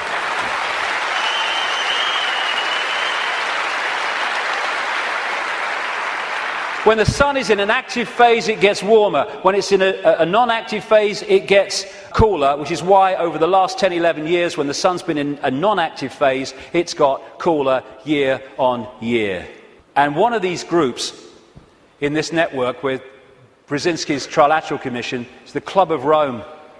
It was created in the 60s to orchestrate the use of the environment to push the agenda. Aurelio Pecci, the founder of the Club of Rome, quoted it in their own publication in 1991. In searching for a new enemy to unite us, we came up with the idea that pollution, the threat of global warming, water shortages, famine and the like would fit the bill. And they've played it out ever since through the Church of Climatology, which is just a cult. And here's the high priest. And we have this guy, Nick Clegg, who actually calls people that challenge the global warming climate change official story as climate change deniers. Because the Church of Climatology says that if you don't accept its nonsense, you are a blasphemer! And they equate you with Holocaust deniers. That's what that line is supposed to do. And we're still pushing along. We've had Climate Gate, we've had Glacier Gate, we've had Amazon Gate, we've had Polar Bear Gate, Rising Sea Levels Gate, where all these things that were supposed to be happening have found to be not happening and have been lied about and manufactured. And we've even had Cowgate. Yes, ladies and gentlemen, I bring you glad tidings and great news. These clowns have now admitted that bovine flatulence is not a threat to human existence as we know it. I can't tell you how happy I am. BBC, through gritted teeth, has had to admit on its website, but not on its television station, that temperatures have been falling. And yet, no matter, the Green Team goes in, Gore's team is taken on by Obama. They go around programming children about fear of the future. The Green Police to impose checks on your houses without your permission. And just to show it's a scam, there we go. How's that? Good stuff. Again, I keep coming back to this. The suppression vibrationally of this energy field and the human energy field. The reason they're stopping the manufacturing of light bulbs and the selling of light bulbs as we've known them up to this point, and they're replacing them with these things which are full of mercury and an environmental bloody disaster, is because they give off a certain vibration that affects the human energy field. This is why many people around the world get ill, physically ill, when they live with these light bulbs. It's all a scam. Very quickly to finish, political correctness. This is not about protecting minorities. It's about stopping people speaking their truth and having freedom of speech. That's what it's about. It's about creating what Orwell called newspeak, where the language replaces old speak, words that have meaning and detail and you can express yourself, with newspeak, which actually says nothing, has no ability to express detail. Because of the way it works. The only language in the world whose vocabulary gets smaller every year, Orwell said. And as he pointed out quite rightly, on the conscious level, we think in words. And so the more you reduce the words, and all this tech stuff, you are, and all this stuff, and the way we're changing the language and reducing it dramatically, is taking out over a periods, the ability to even think in detail. As one person said, how can you talk about freedom and how we must have freedom if there's no word left that really means freedom? And in 1984, of course, newspeak didn't have a word meaning freedom. This is what political correctness is about, shutting people up so no one can say anything. You mustn't upset anybody. Well, it upsets me. You've upset me by saying I can't upset anybody. If I can't upset anybody, I can't say anything. It don't matter what you bloody say, you'll upset somebody. And then we have health and safety. Again, it's to create a situation where people can't move. I went into a Pizza Hut on the Isle of Wight. I'm not proud of it. I was hungry. But and I asked for a cup of coffee. And they said they couldn't make me a cup of coffee because the coffee machine was broken. I said, can't you, true story, I said, can't you put the kettle on? They said, no, we can't use a kettle because of health and safety. It's a bloody cafe. Do not hold the wrong end of a chainsaw. Oh, thanks for that, mate. I might have made a mistake there. And what all this is brilliantly portrayed here by Neil Haig. All these things, taxation, you can't do this, you can't do that, don't say that, health and safety, political correctness, oh, watch what you're thinking, oh, watch what you say, oh my God, is to tie us like flies in the spider's web so we can't move. We've got people worrying now about, is me wheelie bin out on the wrong day? Is it a few inches too near the curb? And you know something, and this is important. These people are taking the piss, and I'll tell you why. They are throwing this crap at us, and if they don't meet significant resistance, they go, okay, we'll throw even more crap.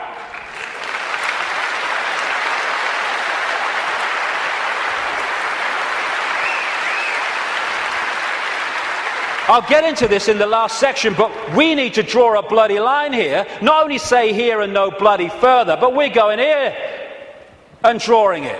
Because otherwise they'll just keep doing it.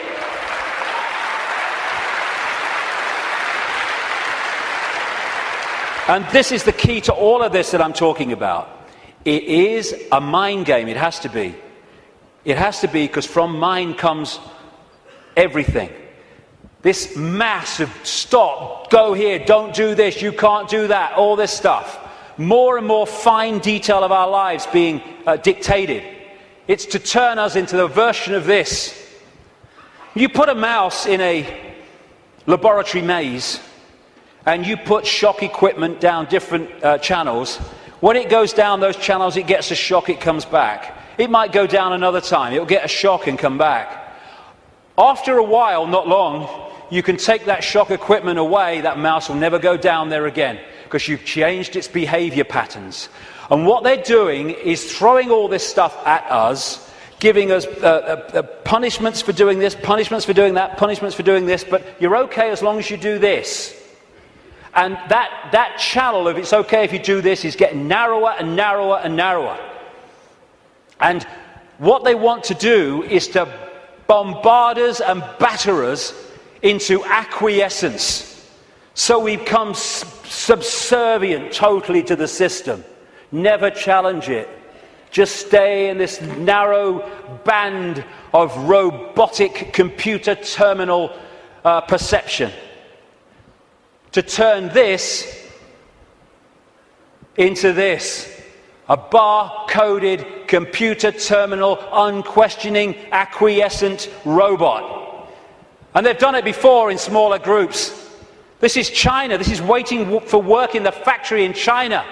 And China is in so many ways a blueprint of the global society they want.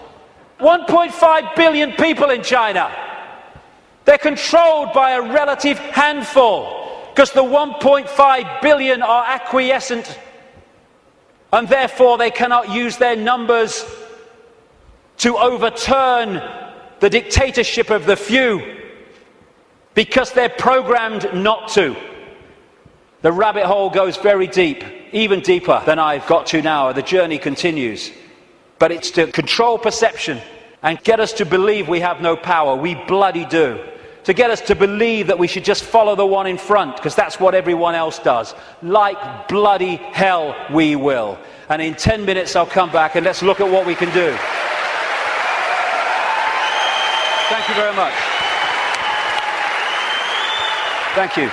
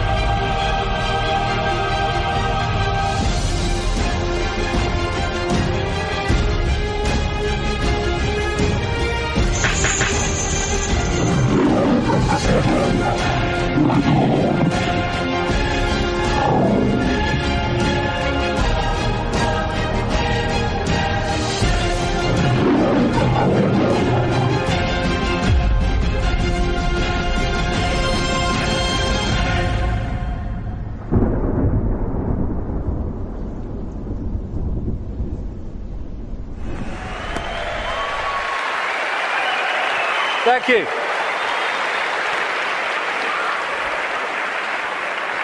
I've changed my smelly shirt for, I think, a very appropriate colour for this last section, actually. Smelt like a wrestler's jockstrap out there, I tell you. Okay, so where now? Well, this section is about the control system coming down. Because we're in a period where a dramatic shift in human awareness and human consciousness is in the process of taking shape. Some people call it the shift, sometimes I call it the vibrational quickening, but what I've been calling it for 20 years, because I came across this in the very earliest days after I met that psychic, that first psychic, I called it the truth vibrations. The first book I ever wrote after that awakening started, because it's ongoing, was called Truth Vibrations, or the Truth Vibrations, because I came across this awareness. There seemed no evidence at the time, my goodness, that there was a vibrational change in the process of coming. I understand it more now, mind, and we'll get into it, but I had no idea then. And what it was going to do was act like a spiritual alarm clock, and it was going to wake people up. It was going to wake people up from this slumber, this coma that we've been in for so long. And also, my goodness me, as this truth proved to be true 20 years on, that it was going to bring to the surface all that had remained hidden. That the truth was not only coming out, it couldn't be stopped from coming out, because this vibrational change was bringing it to the surface. Like I say, 20 years ago, awakening, new consciousness, what? Truth coming out? Oh, you must be joking. 20 years on, my goodness, look at it.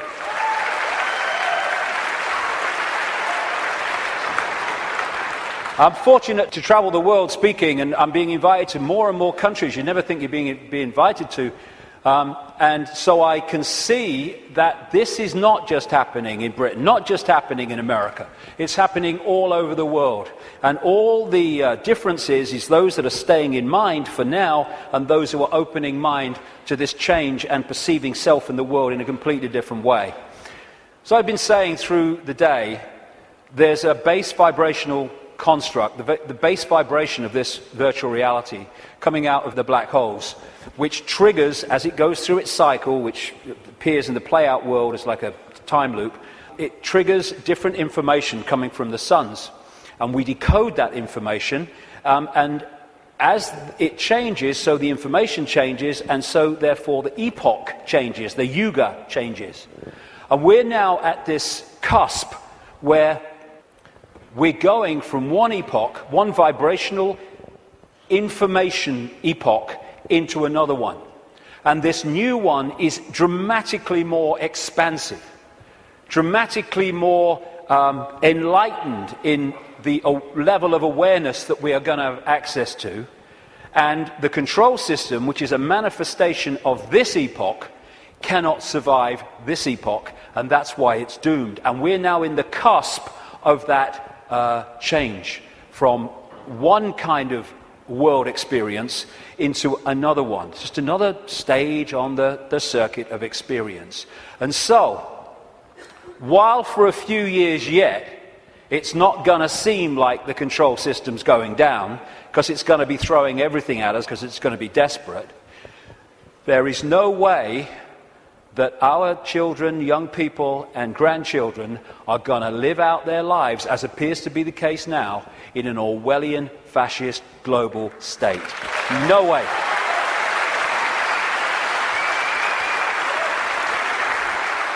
This changing epoch, changing information, is starting to be activated within the Earth grid and, of course, within the human grid. This new information is starting to, for those that open themselves to it, instead of stay closed in density, because if you stay in a dense state, then these higher vibration energies are not going to impact like you if you open yourself to them and connect with them.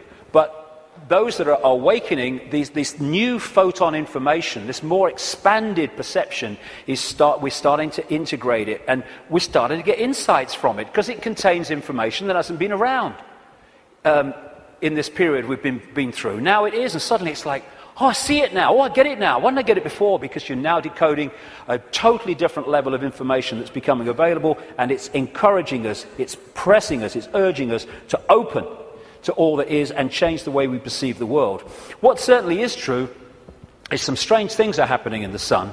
The sun goes through cycles of less activity and more activity, the so-called sunspot cycle, which also produces the solar flares and all that business. And it's kind of quite a predictable cycle of some 11 years, and it goes into a down period and then another one starts.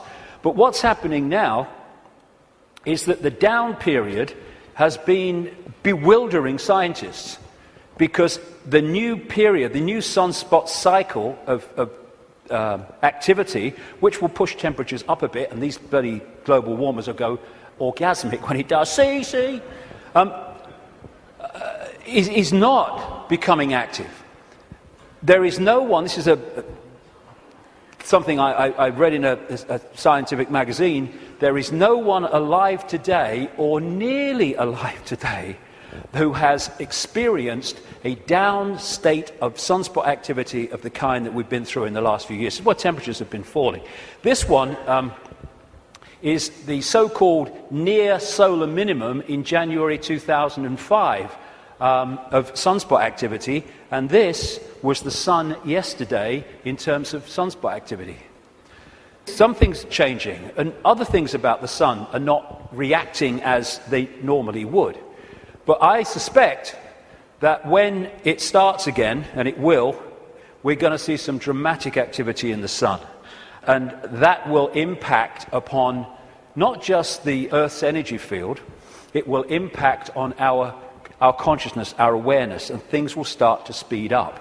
Because this new information construct coming out of the sun is symbolized by Neil Haig and myself as a lion. As the real human being, I symbolize as a lion also. And basically, these truth vibrations are going to dramatically, as we go through these next few years, dramatically affect human perception, human awareness, and human potential as this new information becomes decoded and the awareness potential expands and we access a greater part of all possibility.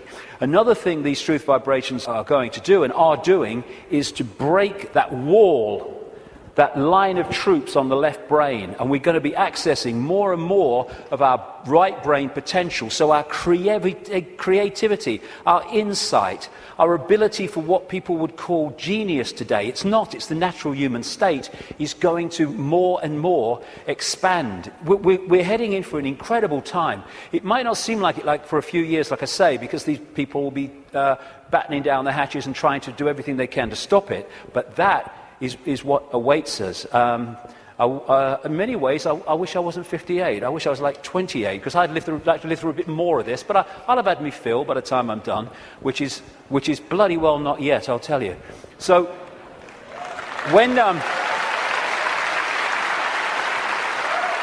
so as we are impacted by these truth vibrations, because we open ourselves to them, then we break out of these boxes. And these are the people who are not being touched by that yet, but my goodness me, I'm seeing people now change dramatically in no time. I was walking through where I was speaking in Santa Fe last year, and this guy walks past me. He'd flown in from Austin, Texas, and he said, 3 months ago, mate, I thought you were mad. Words to that effect. He said, now I get it. And he got it so quick, and we're going to see this happening.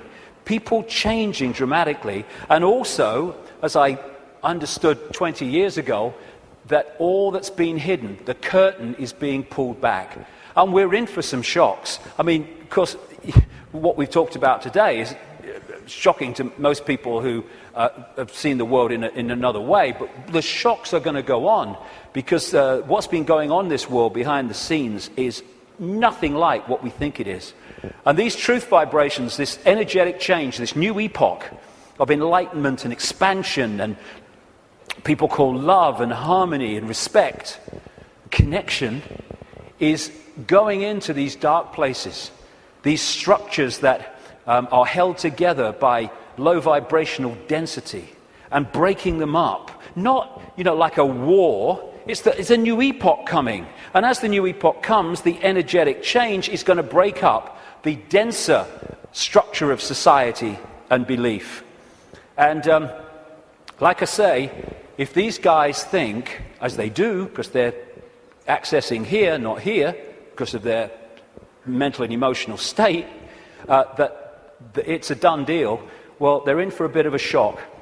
Because, when you've got a dam of water, it can take a long, long time before the cracks appear. But from the cracks appearing to collapse can be a very, very short time. And already, if you look from this perspective, the cracks are appearing. And the first crack is when people say, I've had a freaking belly full of this. I ain't taking this anymore. Then the cracks start to appear. And what we're going to see in the next 10 years is this control system, increasingly as the years pass and these truth vibrations get more powerful, we're going to see this control system come down because a new awareness is being breathed into this reality, and a control system based on suppression of awareness therefore cannot survive that change. Now, another perspective on why the control system is going crazy now. As I say, they can see down what we call a timeline further than we can when we're in this reality, because they're in another reality looking in.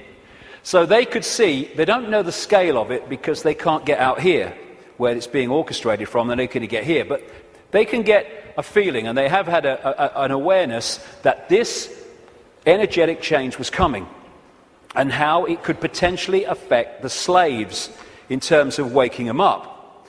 It is absolutely no coincidence whatsoever that it is now, of all times, in this experience within this reality, when these truth vibrations are manifesting themselves and quite demonstrably changing the way people perceive self and the world, that this control system is at its peak in trying to suppress humanity, control humanity. It's absolutely in sync, because this moon matrix can only influence human perception if humans stay within its vibrational frequency, within its hack. The truth vibrations are taking us out of that frequency range, and therefore it's losing its influence on awakening people by the day, as we start to perceive and see and become aware of things that we weren't before when we were connected to the hack. And all these things, destabilizing us chemically through food and drink, rewiring the body genetically through genetically modified food, what they're doing to the kids, the drugs, mobile phones, and all this microwave soup that we now live in, microchips especially, they're all designed to externally suppress or internally suppress, in terms of food, etc., the human body computer, to stop it accessing these truth vibrations. It seems to be, on the face of it, that they're trying to grab more and more control. The truth is, it is a desperate, desperate attempt to hold on to the control they've had thus far. That's what it's about. It's battening down the hatches to stop the control system coming down. In part because it has many expressions, including creating earthquakes and dramatic extremes of weather. This technology known as HAARP in Alaska, and it's now got other organizations connected to it and technology connected to it increasingly around the world, it bounces radio waves off the ionosphere, the highest part of the atmosphere, and back to Earth. And what it is in major part is a underpinning, a supporting role to this moon matrix to create a low vibrational atmosphere in the lower atmosphere where we live in and operate in like this. Again, it's targeting this morphic field, as the Satanists call it, and some others do too, to keep it in a low vibrational state. It's fighting the truth vibrations. They know what they're doing, on one level anyway. And one of the other things that HAARP can do, and it's in the patents of the technology, it can send out radio waves carrying information, thoughts, on the wavelength of human brain waves, and it can impose those thoughts on the brain, which we then manifest through as our own thinking. That's also part of this, and it's also part of this defense mechanism against this epoch change. And if they change and affect this energy field we live in, we will be affected by it if we stay in density and closed mind state.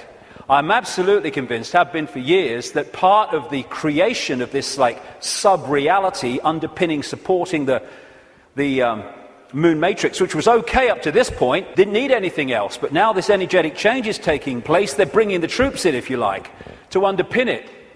And I'm convinced that part of the chemtrails, which kind of pollute our skies and stuff and contain metals and barium and aluminium and all this stuff, is part of creating this sub-reality. What the truth vibrations are doing is healing this schism.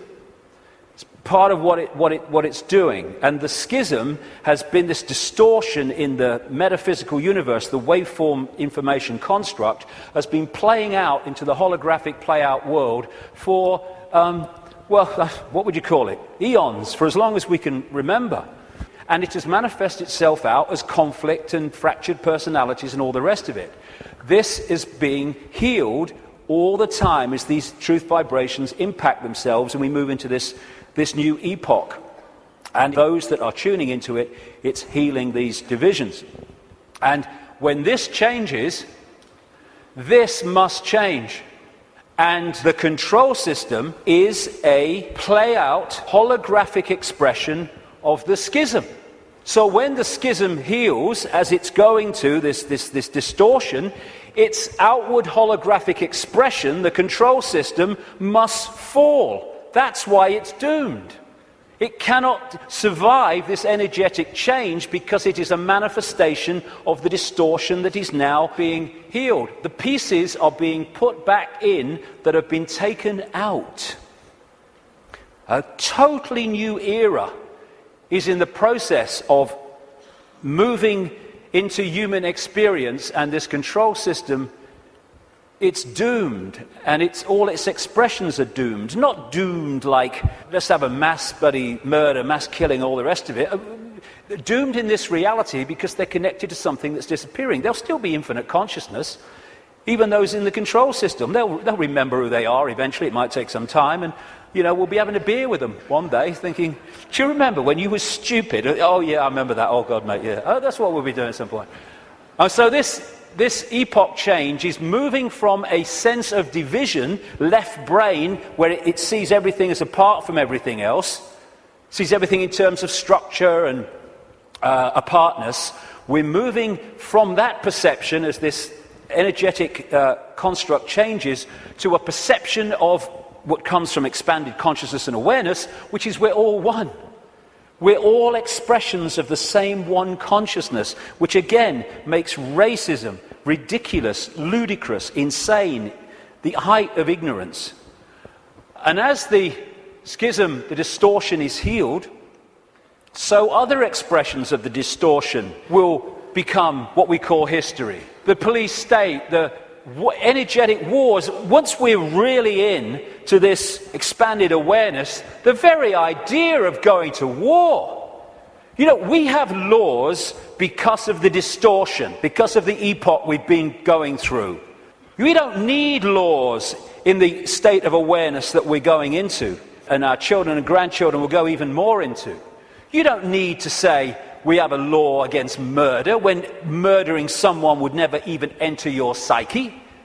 You don't need environmental protection laws when harming the planet because you know the planet and you are one anyway would never occur to you.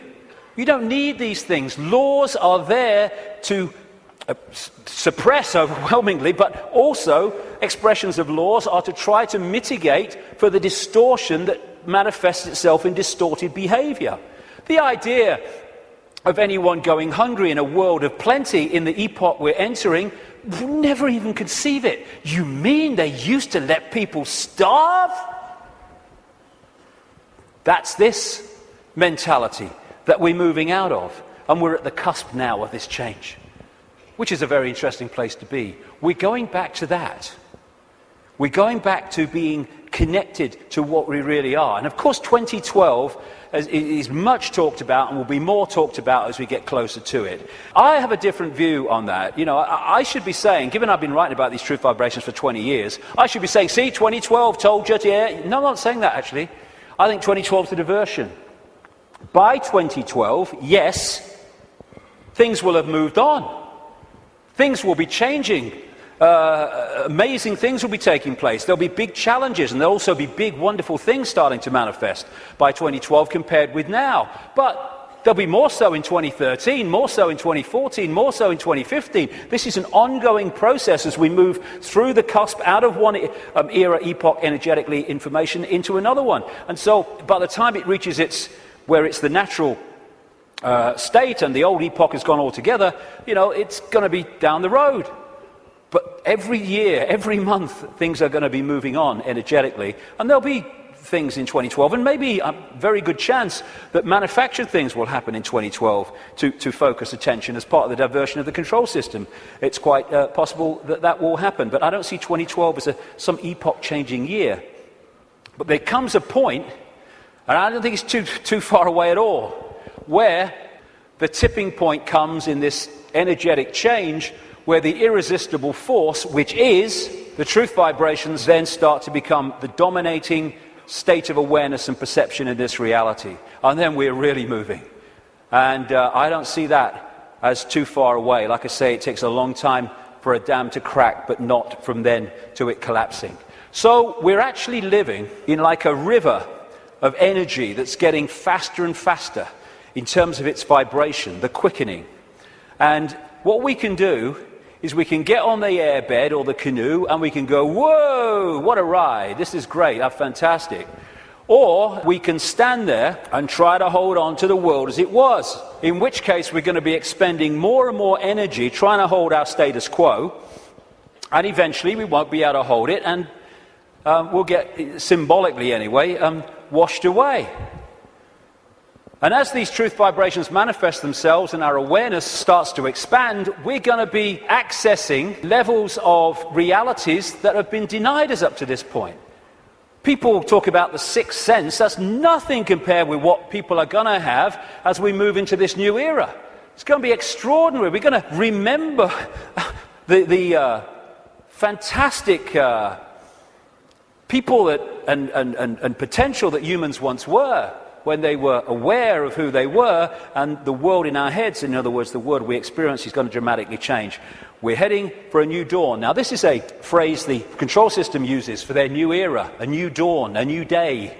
Well, it is a new dawn and a new day, but ain't the one they think's coming. We've been through this process in the last epoch, and now we're going back the other way. And as a result, this control system must fall, and we are emerging from the abyss, the suppression, and all the rest of it to be who we really are. And that must change everything.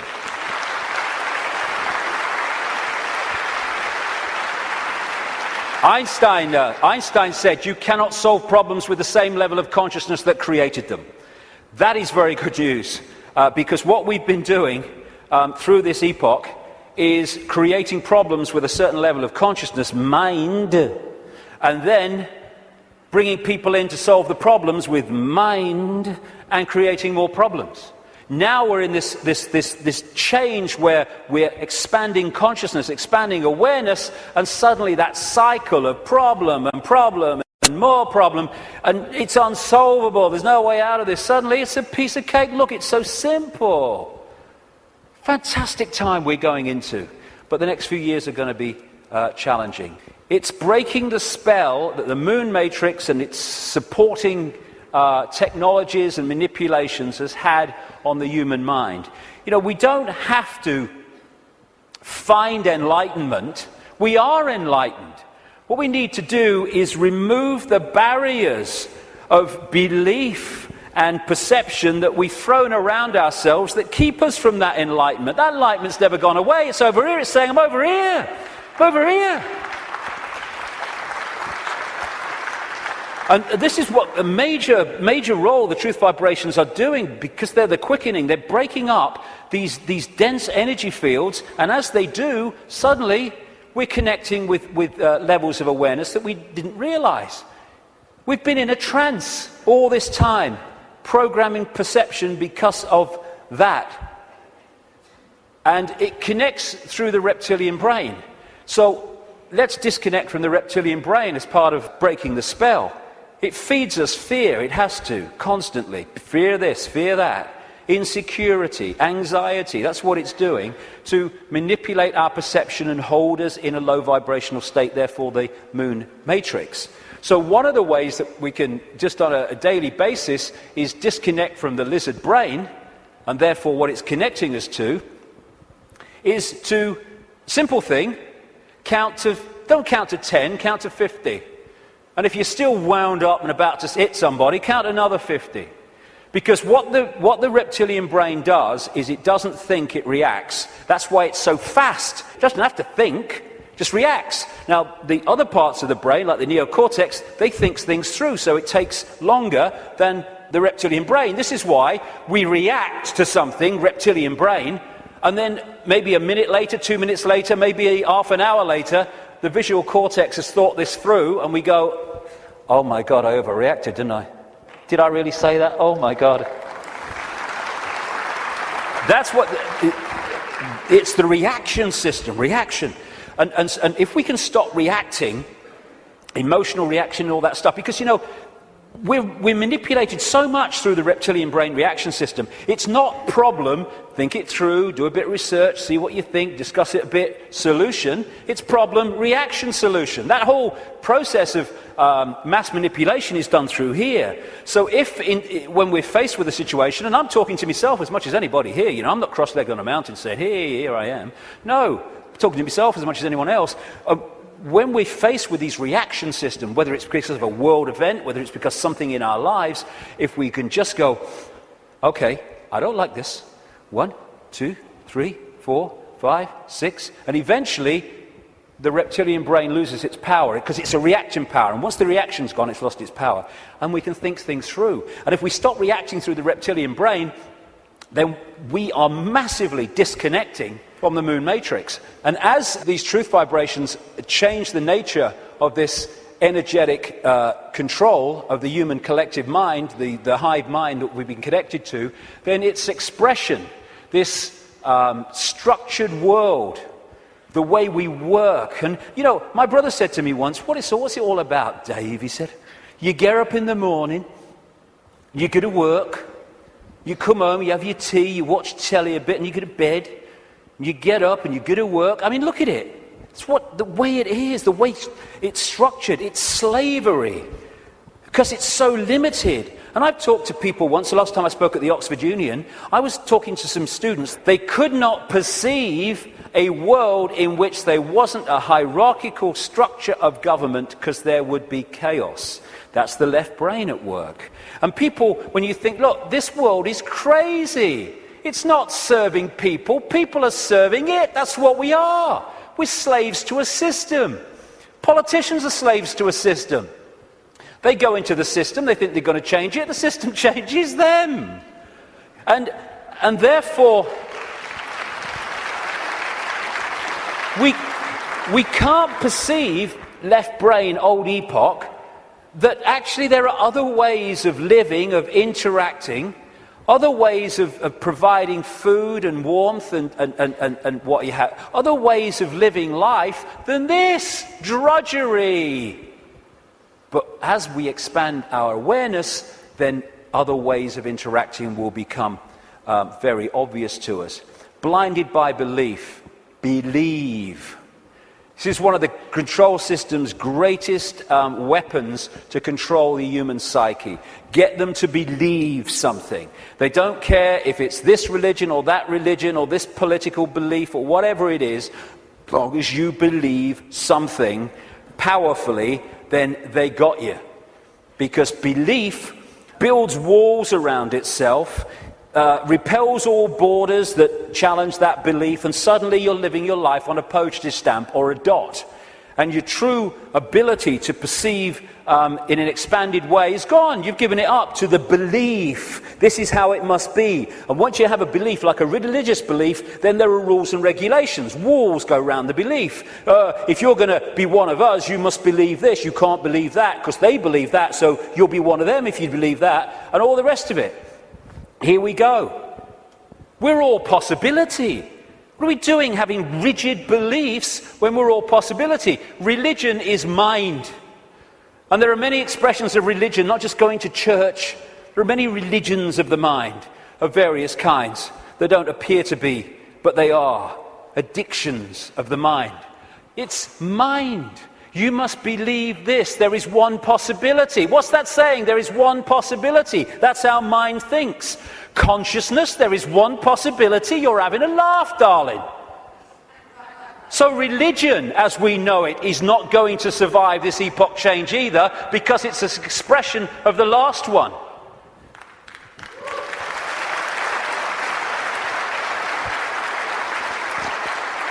These are people in a hypnotist stage show who've been told that they are religious believers. There's so many religious believers who are like that. There's so many prisons of the mind, religious belief, racial belief. I'm in a different spacesuit to you, so I'm better than you are. It's like being two spacemen on the moon and they're having a bloody argument because one spacesuit is that colour and that spacesuit is that colour and that was made here and that was made there. Mine's superior to yours. It's childish, child's play. And by the way, it's not just white people who are racist. It's a mentality that can manifest through any race. And we have racism all over the world. It's not a racial belief, racism. It is a mental mind state. And anyone that thinks they're superior to anyone else because of their body computer state or colour or whatever is controlled completely by mind and ignorance, political belief, self-identity belief. I am Joe Public, I'm little me. All these things will go and have to go if we're going to open up to the truth vibrations, because they are all about limitation, all about little me. And as researchers have shown, when we have rigid beliefs, the brain fires off the neurons in a specific network. And what that does is filter reality, decode reality, in line with the way those neurons are firing.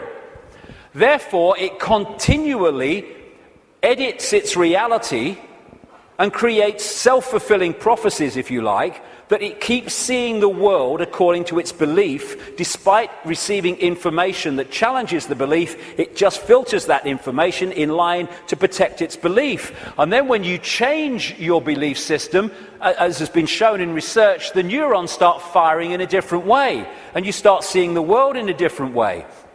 If we can get to a point where we open our minds without belief, we come from a state of knowing, all-knowing consciousness rather than belief from mind, then we open up the range of perception and understanding and awareness well beyond anything you can access if your brain is firing off in this symbolic way, limited by rigid belief, whatever belief that may be. When we open our mind to consciousness, everything changes. And to do that, I would suggest we need a blank sheet of paper. You know, it's not about learning anything new. We're all knowing if we can access that level of ourselves. It's unlearning the programming that has kept us from that level of awareness that we truly are. And therefore, because we're dealing with all possibility at the core of our being, that's what we are, we need a blank sheet of paper. All preconceived idea needs to go. All preconceived belief needs to go. And let information, intuitive knowing, decide what we think about things and feel about things rather than preconceived idea. It's not possible becomes, well, let's see if it's possible on the basis of the evidence, the basis of the information, the basis of how I feel. And then suddenly we're not saying, no, that's possible, I'm going to shut that out by reflex action. We're going to look at it. And when you do look at it, as I know from experience, what seems to be crazy to start with starts to take on very profound dimensions. Because we're all possibility. And if we're saying only this is possible, only that's not possible, we're not operating at the core of our being, which is all possibility. We are editing things. We are limiting ourselves. We are entering the realm of mind. And it's a time to choose, in many ways, between the head, the intellect, not that he doesn't have the part to play, it does, it being the governor, and the heart, knowing, intuition. What changed my life more than anything else was 20 years ago when I decided that if I was ever had a decision between going with my intuitive knowing, which we feel here, funnily enough, in the kind of heart chakra area, and my mind, I was going to go with my head, I was going to go with my intuition. And it changed my life. And has allowed me to follow this path, because I can tell you over the last 20 years, there have been many times in the early days, not for a long time, but in the early days, when my head was going, you're going to say what? You're going to do what? You must be joking. Not in my lifetime. But I thought, no, I feel to do it. I went with it. And as a result, you follow this, this energetic path through intuitive knowing that's been laid out. And what happens, because intuition, knowing, is coming from another level of awareness beyond five-sense reality, it means that to five-sense reality, general world, some of the things you do when you follow your intuition are seen as, I think I'm possibly an example of this, are seen as crazy and mad and lunatic and dangerous and all that stuff. And what happens then when you do that and you get that reaction is that the head kicks in, the mind, which wants to protect its preeminence that it's had up to this point, puts its arms together and says, see what happens when you don't listen to me, see the trouble you've got into? And it's like, okay, and you come back into mind. But if you stick with it, and you take what comes as a result of expressing your uniqueness and expressing your intuitive knowing, then eventually things happen, good things, great things sometimes, that happen not despite what you did and the reaction you got, but because of it. And then the mind, the intellect, looks at this and says, well, hold on a second. It might get you into trouble, but eventually it works out. And what happens then is your head and your heart, your knowing, your intuition come together. And the war stops. We become whole again, where mind serves consciousness instead of serving itself. And it's years and years, I say this honestly, since my intuition and my head have had a problem. It's an incredible feeling, because it's like, when you start out, it's like, I feel to do this. You're not doing that. No. And then after a while, when this sync takes place, it's like, I feel to do this. And the head goes, okay. And it's a totally different way of interacting with the world. The war stops. And this is open to all of ours. But the first thing is what it is. It's to face the situation we're in, and then we can do something about it. First thing, to realize that up to this point, we have been slaves thinking we were free. And so the first stage is to acknowledge that, and when we do, we can do something about it because we're accepting what the situation is. The second thing is to choose freedom over slavery and be prepared to do what is necessary to achieve that freedom over slavery. And when we do that and we mean it, there is a shift in our energy field.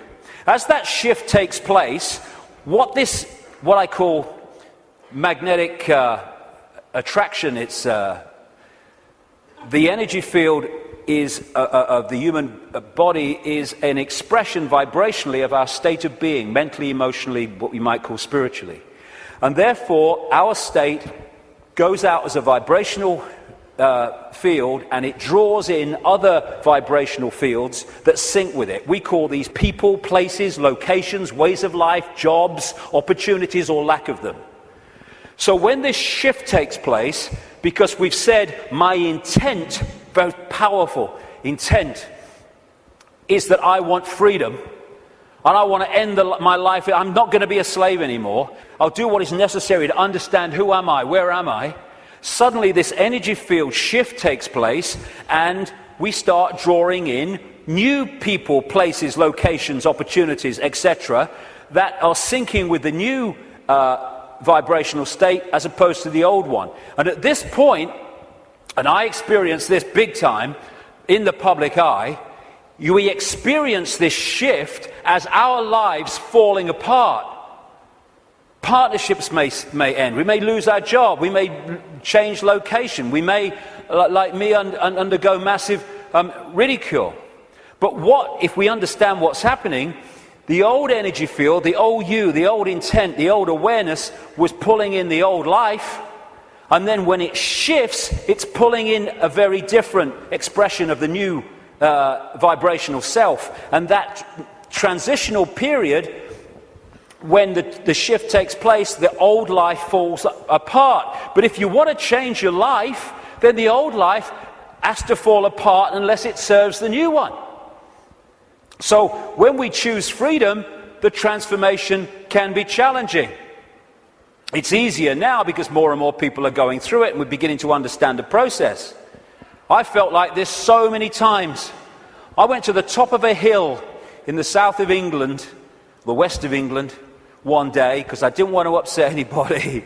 I went to the top of this hill in the middle of nowhere and I screamed my frustration out. I know what this image means, and so many other people do. But it was the old life breaking down so the new one can take over. It's time to know thyself. Not thyself that we've been told we are, but thyself which we really are.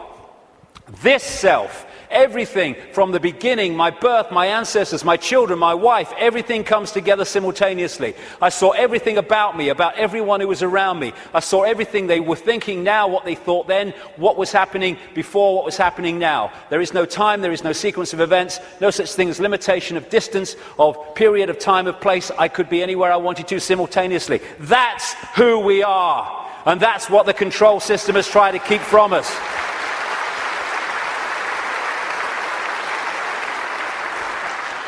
Now, the way to go most powerfully with this change is to stop identifying who we are with what we are told we are, little me.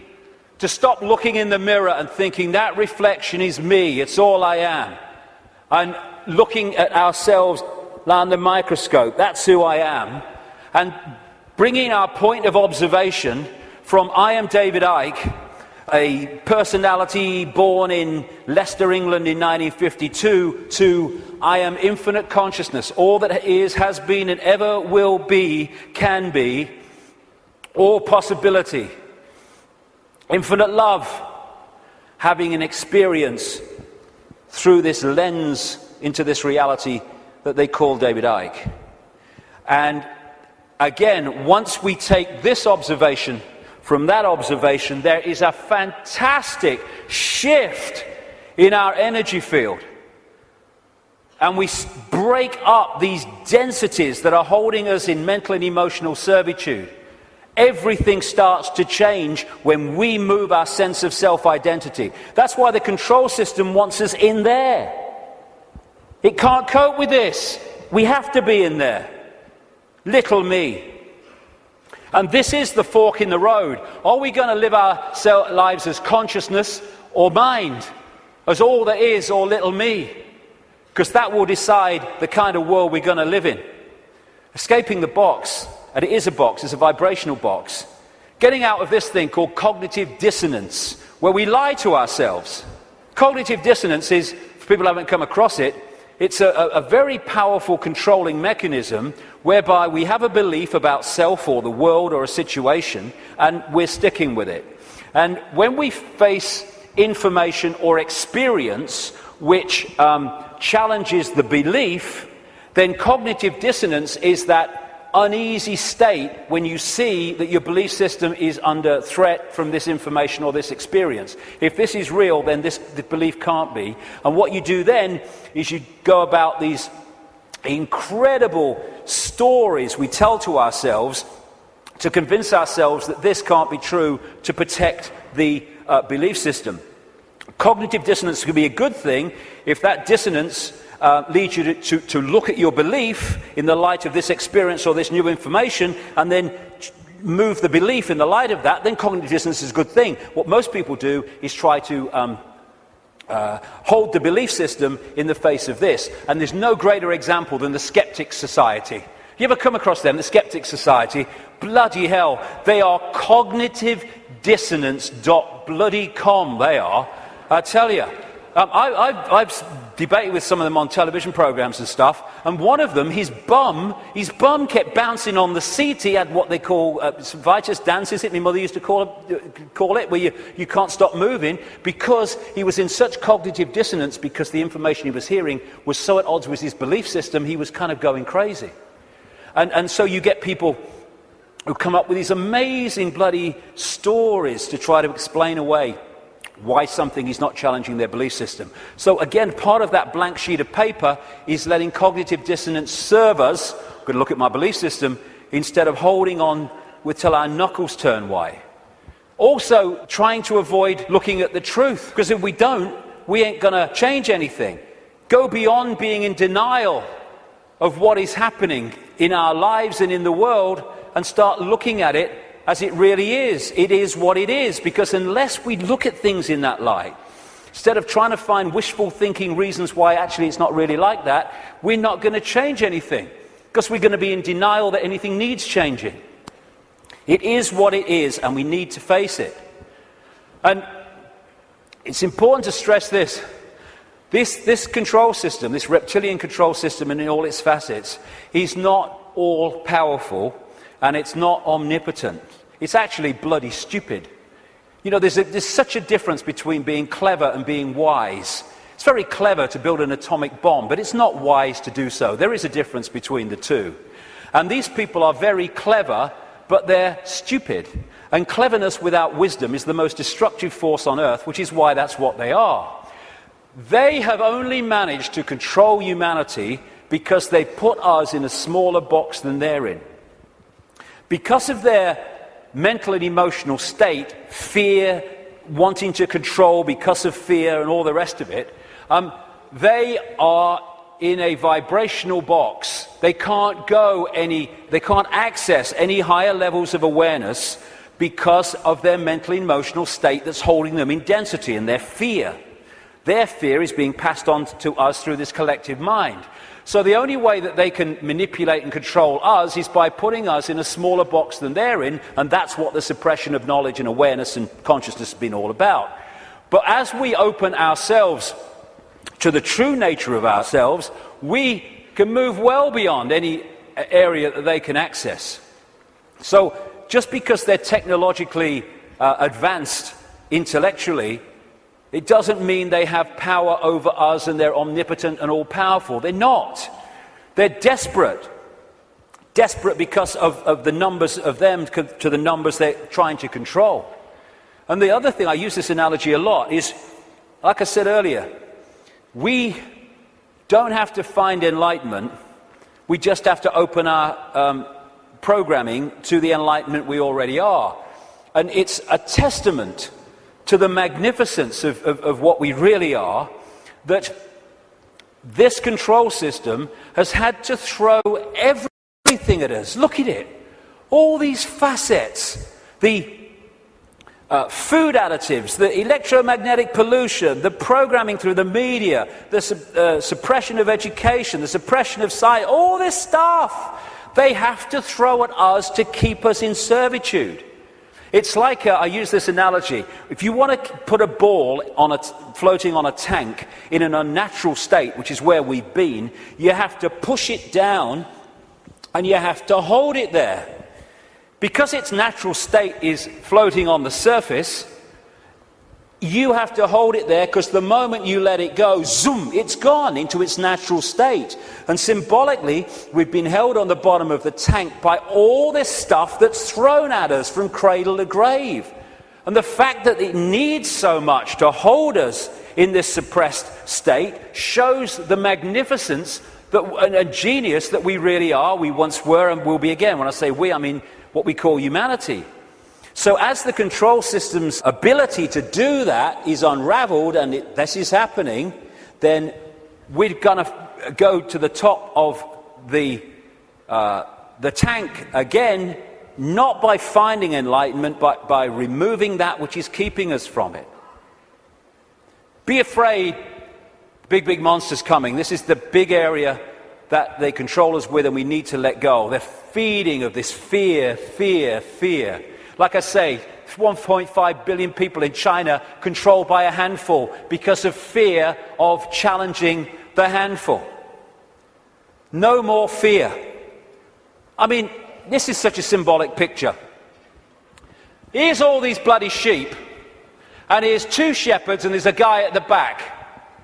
Now, those sheep, symbolic of humanity, can only be controlled in this way because they acquiesce to the shepherds and the sheepdog symbolizing fear.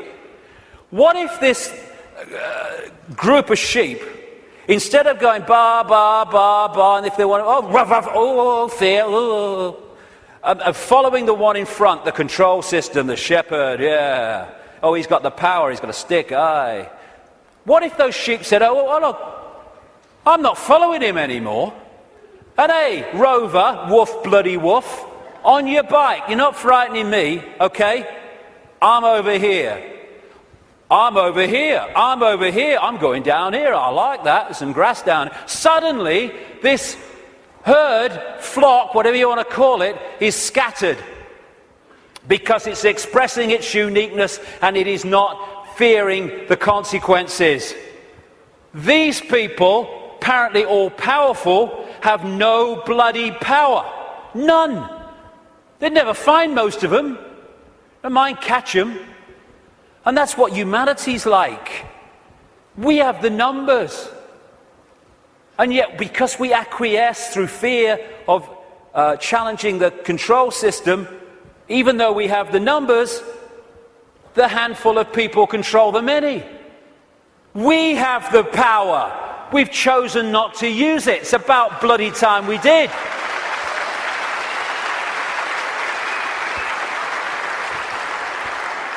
God, the answers are there in front of our eyes. The definition of insanity is doing the same thing over and over again and expecting different results, Albert Einstein. Absolutely it is. So it's pretty certain that if things are going to change in terms of control and suppression and all this stuff, then we've got to stop doing the same thing over and over again, and that is acquiescing to the control system. We're all possibility. What are we doing? Thinking that we just do the same thing over and over again? That's one possibility. Let's express our uniqueness and respect each other's right to express our uniqueness. We're all possibility. Actually, one possibility is swimming against the tide. Let's try it. And let's respect each other's right to do that. We should be celebrating diversity. Diversity is an expression of all possibility. It's acquiescence and conformity that is an insult to all possibility. And yet that's what this system wants us to do, conform. And you know, at least sheep need a sheepdog to keep them in line. Humans have out-sheeped the sheep because we keep each other in line. We don't need the sheepdog.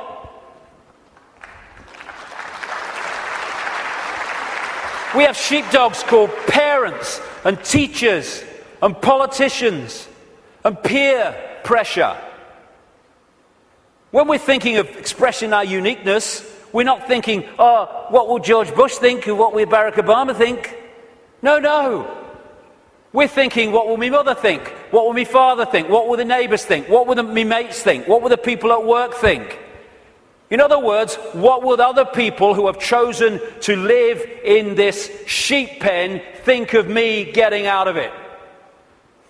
It's like sitting in a cell and you find a way out through the door, and instead of another prison warder coming along to stop you getting out, the other prisoners jump on you. That's what we do. If we are going to be what we really can be, and we're going to respect our right to be different, we have to respect others' right to be different as well. Because when we respect other people's right to be different and express their uniqueness, then we're setting them free and we're helping to set society free. We are policing each other all the time through ridicule, through condemnation. We need to start being at peace with other people having different views and expressing different lifestyles than we do, even if we don't like it.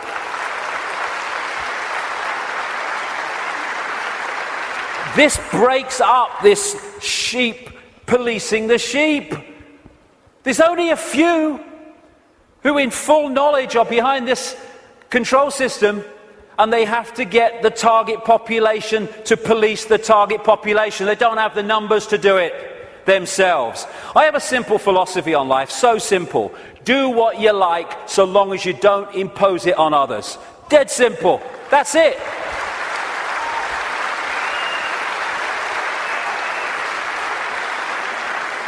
And I've heard people say to me, that would be anarchy. What about people murdering each other? Well, I think that murder could just about constitute imposing your will on another person. And when you think about that simple philosophy, it overrides all law, need for law, if we live that. We don't need laws that say don't murder when you wouldn't impose yourself on another person. But we can do this. You know, if Henry Kissinger wants to sacrifice George Bush, be my guest as long as you both agreed. Because when you leave the body, you'll feel right prats and you might learn something in your eternity. I get interested when they want to impose things on other people that don't want those things imposed upon them. That's what the control system's trying to do. That's why I'm interested. But express ourselves as long as we're all agreed. And we don't impose it on other people. We have this either or. Someone wants kind of a rave or something, and some people don't want to be affected by all the noise and disruption. And so we say, they can have it, they can't have it. It's either or. Any society that was conscious would say, okay, we can sort this out, okay? They don't want the noise, fair enough, understand that. They want to have a party, a rave, a good time. Okay, now, let's find a place where they can have what they want that don't disrupt anyone else's life. So they can have their experience that they want and no one else is affected. Everyone's a bloody winner. This is either or. Someone must win, so someone must lose, so someone could win. Old epoch consciousness. Winner, winner, win, win. That's the new consciousness. I stand upon my desk to remind myself that we must constantly look at things in a different way. You see, the world looks very different from up here. You don't believe me? Come and see for yourselves. And it does. When you move your point of observation, the world looks so different. When we break out of constantly scanning the world from a single point of observation, so everything looks the same. From a higher point of observation, things look very, very different. And we can break out into infinite consciousness. Clear our minds. That's another thing, another layer on the onion. It doesn't matter. My goodness me, how we make things matter that don't matter. And it clutters up our mind, it clutters up our emotions, and holds us in low vibrational servitude. I have a thing I call the deathbed perception. You're lying on your deathbed, well, your body is, you're not, and you've got 10 minutes to live. Tell me, looking back at your life, what mattered. You know, in 2004, when that guy cut you up at the lights, and you got out your car and you screamed abuse, and he got out and wanted a fight, does that matter now? No. Then the trick is to make sure it doesn't matter then. To bring that mentality into everyday life. It doesn't matter. We get het up, angry, frustrated. We worry about things. People worry about going to the dentist. Then they go to the dentist and they go, oh, that was all right. What do you mean it was all right? You've been worried sick for 3 weeks. It's destroyed your life for 3 weeks. You tell me it's all right. There's no problem. It's bringing this. It does. What really matters? What really matters is loving each other, caring for each other, being kind to each other. What matters is expressing our true magnitude of infinite genius, not acquiescing to meaningless things that we take so bloody seriously. How many things do we look back that got us really het up, frustrated and angry, and we look back, it didn't really matter, did it? Well, don't let it matter then. That's the thing. And then there's what I've long called combing the mirror. Combing the mirror is a crazy thing, because what happens is you want to change your hair, so you comb the mirror. Funnily enough, your hair doesn't change. What you have to do is comb your hair, and then the mirror reflects it. And this so-called out there world is like the mirror. It's not even out there. It's a projection of in here. If we're going to change this apparently out there world, we have to change in here. It's like if this is a movie screen, and I don't like the movie, so I'm going to stand here and I'm going to hurl abuse at the movie screen. Nothing's going to change. I've got to go back to the projector and I've got to change the reel, and then this will change, because this is just an outplaying of that. And the Illuminati control system is delighted, indeed encourages us to believe that we can change the world, if you like, and our lives out there. They want us to comb the mirror because they know nothing's going to change. This is where things change, and we connect with this at what we call the subconscious mind. And it's in the subconscious mind that we interact with this waveform construct. The conscious mind experiences the play-out holographic world, the decoded world. So this is where we have to change things. Because by the time it hits this screen, this holographic decoded world, it's like the movie on the screen. It's a done deal. You ain't got to change that now. You ain't got to change this now. We have to change it before we decode it into experienced holographic reality.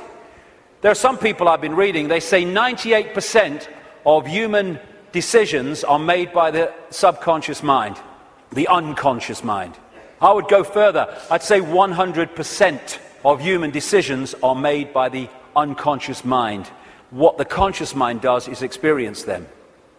But the conscious mind can interact and work as one with the unconscious mind if it starts to understand the way reality works. How do we understand what's going on in the unconscious mind, so therefore we can play a part in changing that? By what I call the language of life. The play-out holographic world of experience is a mirror of the information construct, in other words, our unconscious mind in many senses. And the way it plays out, the language of life, as I call it, tells us what's going on in the unconscious. And therefore, we can play a part together, unconscious and the whole of self, in changing and clearing out what is happening in the unconscious, which is playing out in the experienced conscious holographic world. For instance, do things keep recurring in our lives over and over and over again? You'll never guess it's only happened again.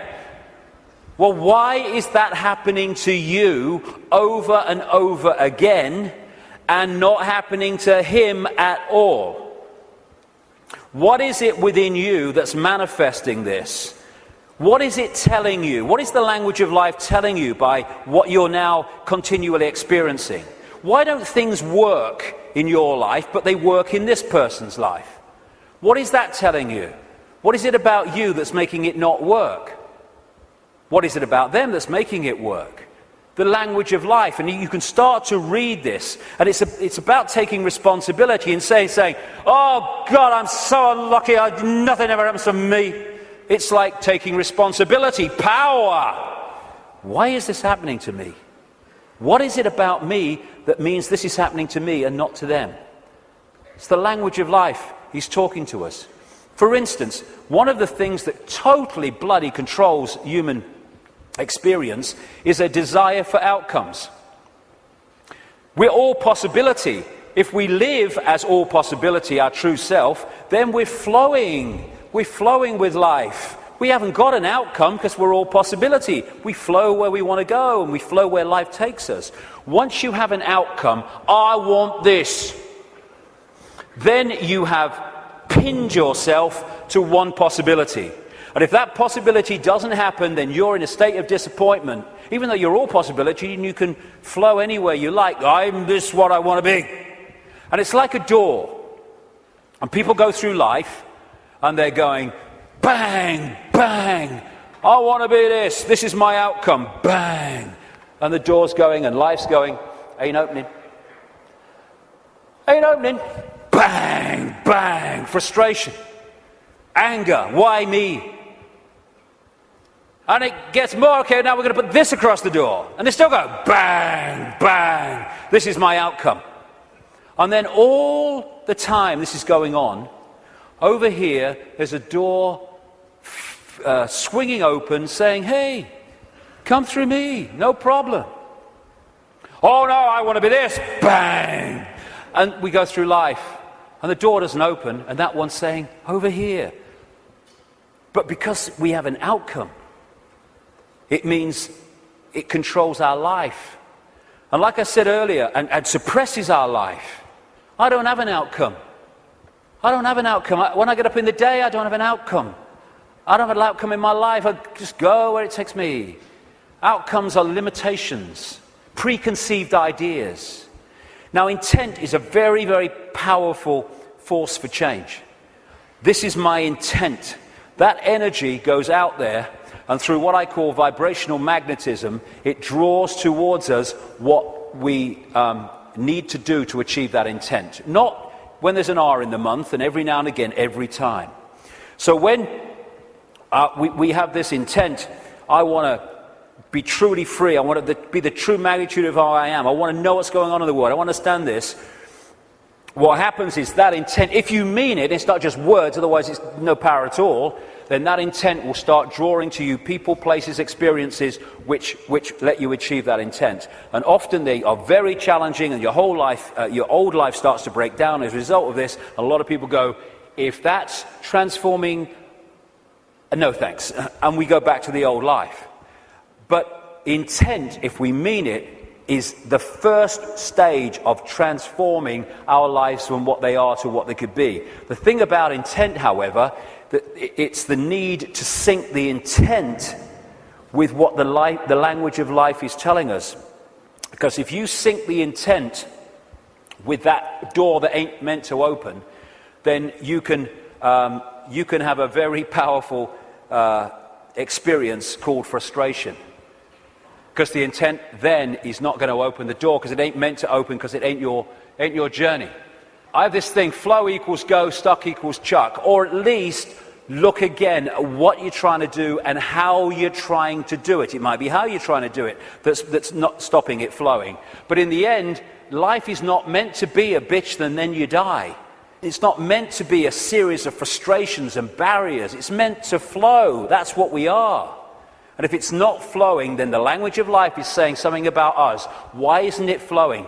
And interestingly, I've experienced this so many times. I know other people have too.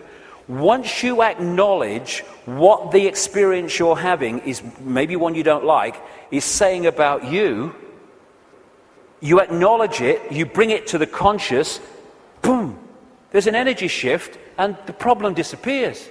The pain in the arse in your life goes out. Because you've acknowledged it, you've read the language of life, and therefore you don't need to experience that anymore and come to that understanding, because you have, and it's gone.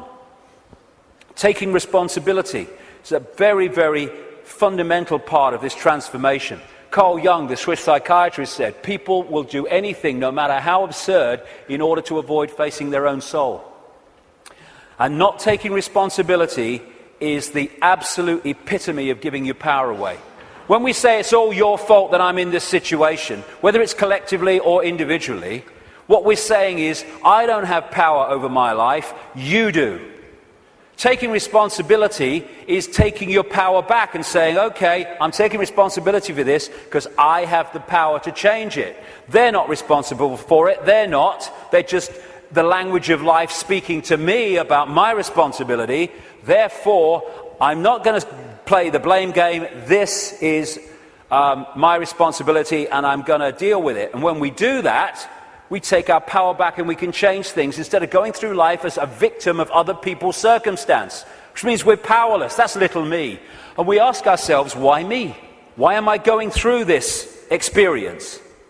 Well, through the process of vibrational attraction, vibrational magnetism, an expression of us is going out, and an expression of us comes back in the form of people, experiences, locations, jobs, everything. So therefore, what we're putting out is what we're pulling in. Why me? Because we're creating it. Bad luck, good luck, no such thing. Why do some people win, some people lose? Because some people pull that in, some people pull that in. You get people who they say, you meet them and they say, nothing ever happens in my life. And you say, well, what would you like to happen? And they go, well, I don't know really. Well, I don't know really goes out as a vibrational information field, and what comes back is a life where nothing happens. Why? Because you don't know really. So we're not victims. We think we're victims, and the control system wants us to believe we're victims, because then we will do nothing to change the fact that we're not expressing the power that we have. Why me? Ask yourself, because it's your choice. It's your choice and my choice in the sense of there's not some guy with an AK-47 on some other dimension saying to our consciousness, get in that body or I shoot.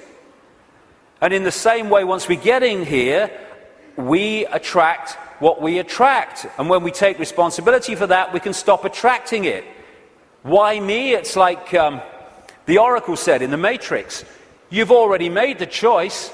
Now you have to understand it. You didn't come here to make the choice. You've already made it. You're here to try to understand why you made it. And as the message from the psychic 20 years ago said, arduous seeking is not necessary. The path is already mapped out. You only have to follow the clues. We are guiding you along a set path. If we get caught in mind and the limitations of mind, then we can not go along that path. Because mind is telling us, oh no, you don't do that in this world because you have to do this and you conform and all the rest of it. The difference is that when we make the choice of the path we want to journey on in this reality, in what we call a life, we're doing it from this perspective of perception. When we're trying to understand why we made it, we're doing it from this level of perception. So this sees it on one level, and this is going, I'd agreed to this, you must be having a laugh. Never. Well, this is seeing it in a different light. And it's the same collectively. Why us? Why are we here at this time, now, as this cusp of change is going on?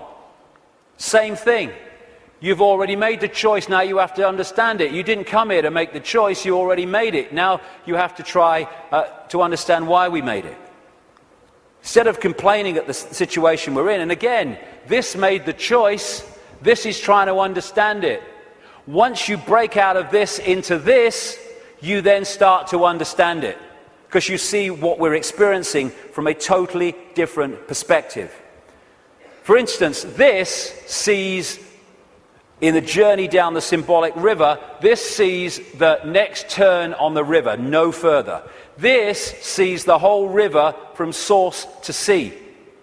So this is seeing an experience in the moment that this is having in a completely different way to how this is seeing it.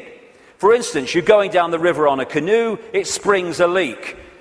You paddle across to the bank and you sit there and you're angry and you're frustrated. Why me? Why am I so unlucky? And then some guy comes across and says, hey mate, you were so bloody lucky. There's a bloody waterfall around that next turn. And we can even override that through intuition. When we intuitively access this, we intuitively know, no, I'm going to stop for the day here. I'm not going to go any further today. And this might be saying, oh, we can go further. I'm not going any further. And so many things we can be protected from by following our intuition. Why are we here collectively? We're here to break the spell. We're here to break the spell on the human collective mind. What a great thing. What a great thing to play a part in. To break this spell and to stop this human experience becoming this. And in the next few years, like I say, they're going to throw everything in desperation, like the cornered rat, trying to hold on to a control system that's falling.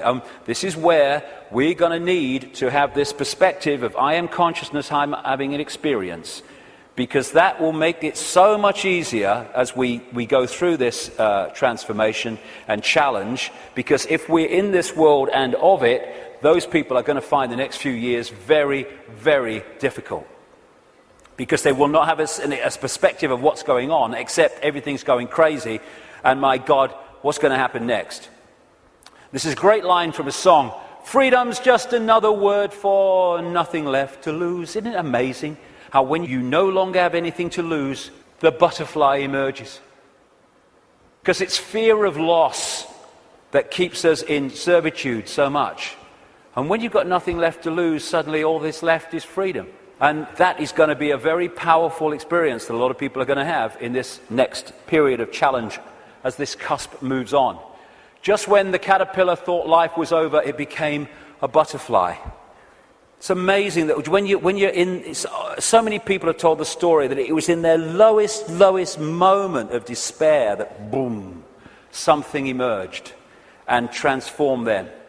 Nothing left to lose, freedom. Okay, I'm waking up, so what do? Well, I would suggest that we all stop making bloody excuses. You know, we can all come to the conclusion that there's this control system and it's doing this, and what about the children, and what about the grandchildren, what's going on? And then the list of excuses why we actually can't do something today. Well, there's a game on, and I've got to do this, and I've got to do that. Nothing is more important than focusing on what is happening, because everything comes from that. What can we do? We can refuse under any circumstances, no matter what the frickin' laws and the pressure and the imposition, we can refuse not to have the right to express our freedom of expression. Refuse under any circumstances to shut up.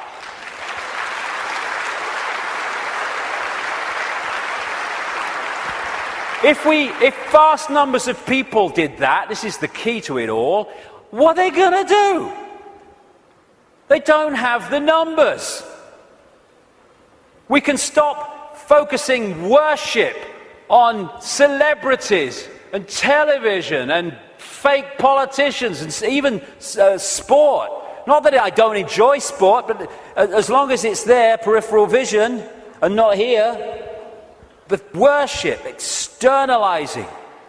And this is the biggest thing we can do. Human race, get off your knees. What are we doing down there?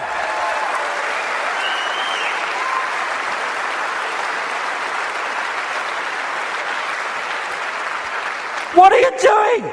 You're all that here's as it been and ever can be. Where are your bloody knees for? Well, I only little me. No! If we get off our knees, the control system's over. Martin Luther King said, a man can't ride your back unless it's bent. And then there's the people in dark suits and uniforms. Hey, you got children and grandchildren and families as well. What are you doing serving a control system that wishes to impose a fascist state on your families?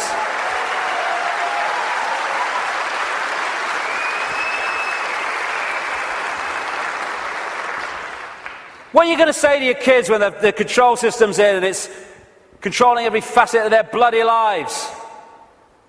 Daddy, Mummy, Granddad, Grandma, what were you doing when the control system came in?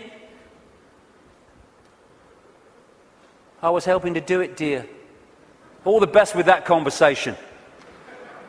What are we doing? Playing a part in, oh, it's me job. Well, get a bloody another one then. We got to do this to our children because it's my job.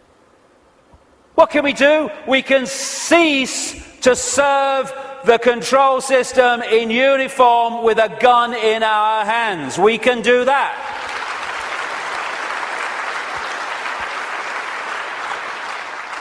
Soldiers are not there serving their country, serving their people. They're there serving the cabal that's seeking to enslave their people and their families. As Einstein said, the pioneers of a warless world are the youth that refuse military service. And more are equal to that, the adults beyond military service who support those that refuse to serve this control system in uniform. Oh no, you've got to serve your country. You serve your bloody country. I ain't doing it. Just like those wonderful Israeli young people. Know thyself. When you know thyself, when you know you are consciousness, the consciousness is going to get a machine gun and start shooting at aspects of itself. Mind does that. Mind fights. Consciousness doesn't even contemplate it. And that doesn't include just people in uniform. It means fighting for freedom. What's all that about? Let's fight for freedom. Let's have a riot in Athens and let's kill 3 people from the banking system. Hey, the world's a better place now. What you fight, you become. We don't want to fight this system. We need to cease to cooperate with it. This is a meeting of mind. One mind on a horse, one mind with something in its hand trying to do damage. Oh, they're 2 sides. They're one mind without consciousness. Freedom fighters, contradiction in terms. Cognitive dissonance. As Martin Luther King said, the limitation of riots, moral questions aside, is that they cannot win and their participants know it. Hence, rioting is not revolutionary but reactionary because it invites defeat. It involves an emotional catharsis, but it must be followed by a sense of futility. They want people to riot. It justifies more control. Nor do we need to meet this challenge with hate. That's playing away in the stadium we're trying to rid the world of. We don't need to hate these people. We just need to stop cooperating with them. Well, you know, if it's all the same with you, mate, I ain't doing it, okay? No hard feelings, bugger off. And then we've got this, the protest, the mass protest. I do understand that. It might have a part to play. But so many times these protests, they're what I call steam whistles. People go out in big protests with the banners and they kind of feel good about themselves and they go down the pub and say, at least we made our feelings felt. And then what happens? Bugger all. How many people marched in London against the invasion of Iraq, and what happened? Iraq was invaded. Protesting has such limitation. They don't care if we protest and walk through the streets and shout slogans and wave banners. They care if we come together, irrespective of colour, creed, gender, sexuality, any of it.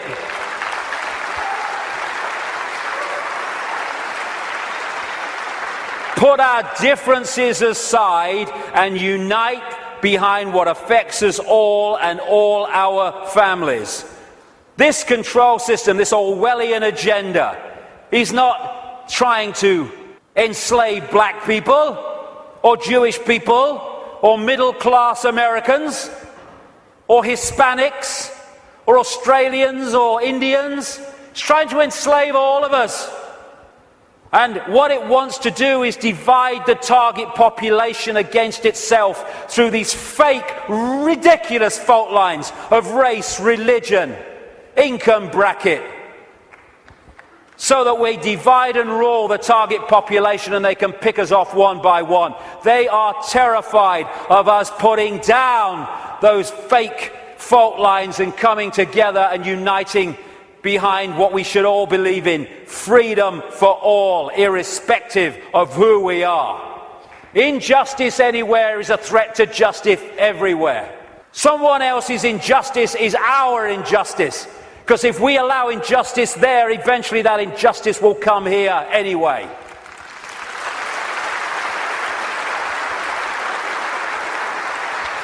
In the end, we will remember not the words of our enemies, but the silence of our friends. Silence is consent. Can you hear us now? Silence is consent. Because while we're silent on these impositions, the impositions just keep going on and on and on. By our silence, we are acquiescing, even agreeing to them being imposed. The end of silence, the end of acquiescence. If we want to be free, then don't run and hide. Because you can put your head in the sand and ignorance is bliss, but only for a while. You can put your head in the sand because there's a tornado coming. But the tornado's still coming, your bum's in the air. If you lift it out the sand, take responsibility and face it, you can take avoiding action. Ignorance is bliss with a head in the sand, and then, bang, your ass is spinning up in the clouds. Strength does not come from physical capacity, it comes from an indomitable will. Mahatma Gandhi. Isn't it amazing how true that is? How you can see soldiers in uniform involved in truly extraordinary levels of physical courage and what we call heroism. And yet those same people are terrified of saying boo to another guy in uniform who's got more stripes on his arm than he has. Isn't it amazing? Where physical strength can come so easily and moral strength not. That's to do with the moon matrix and the way that our perception is manipulated. Turkish proverb, a lion sleeps in the heart of every brave man, every brave woman, and it's not really bravery. When you let go of fear, you don't need bravery, you don't need courage. Courage is overcoming fear. When you let go of fear, because I'm all that is, has been, and ever will be. What's the worst that can happen to me? I leave this physical body of limitation and I become all that is, has been, and ever will be, in full awareness that that is what I am. My God, I'm terrified that that might happen. I don't know how I'm going to cope with the terror of thinking that might happen. Know thyself. Again, recurring theme, know thyself. We are consciousness. What is there to fear? Death? There is no death. Just putting the telescope down. We can meet this with fear. Oh my God, the police state!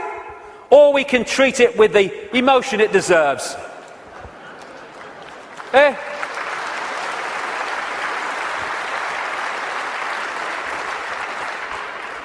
What we have to do is comply. Compliance! That's what we have to do. Because if we don't comply, the control system's in desperate trouble. So it has to frighten us into complying for fear of not complying and the consequences that come from that. Well, hold on a second here. There's something about this that ain't right. When we look at this structure, we look there for the power. But why is that there? Because these silly sods are holding it up there. This is the power. They have to persuade them that they have the power, so they don't take the power to bring that crashing down. Fear of bringing it down through fear of not complying. Once we step out of the pyramid and refuse to cooperate with it, no violence necessary, by the way, then the pyramid starts to collapse because we're holding it together. It's a house of cards. That's all it is. Oh, it's the control system. It's a house of cards. Simple thing. People are being fined ridiculous amounts of money for putting their wheelie bins out on the wrong day or too many inches from the bloody curb. And people go, I don't know, what's the world coming to? It's the big brother state, innit? And then what you going to do? What time's that game show on, honey? Terrible bloody thing, I don't know. What? What's that going to do? Don't tell me. That's Big Brother. It's little me that's causing that, not Big Brother. What if thousands of people, when someone is fined that money for that ridiculous thing, and like I say, they're just giving us more and more ridiculous things to see how much we'll take before we resist, and when we don't, they give us even more ridiculous things.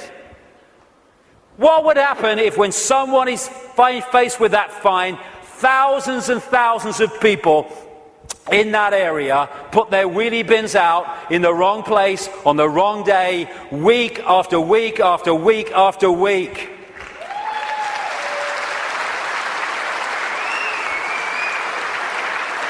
The system couldn't cope. We have the numbers. And I see this, your vote is your voice, be heard. Bollocks it is.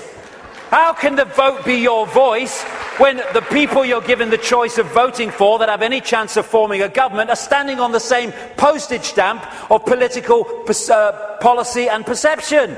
There's no choice. We've reached a point now where the vote becomes a voice when we refuse to vote. We refuse to play the game anymore.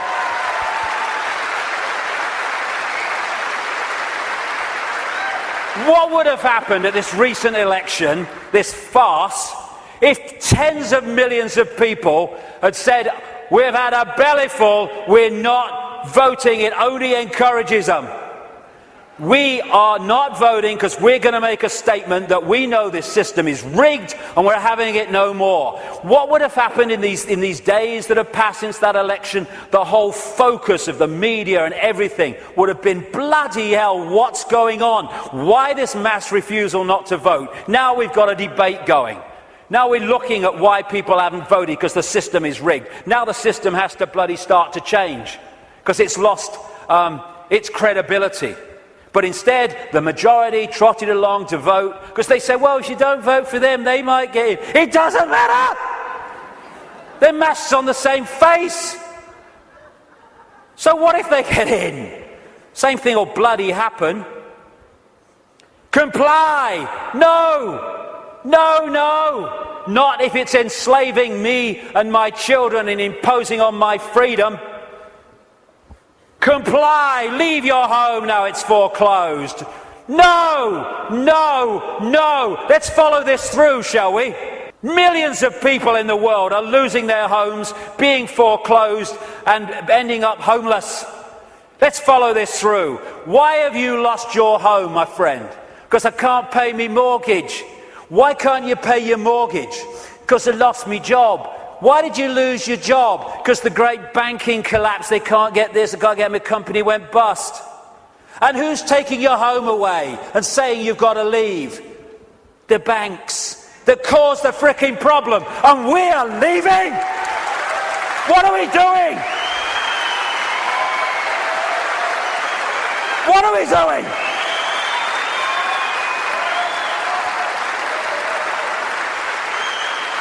No, we won't leave when the banks have caused the problem and now they're telling us to leave to take the assets.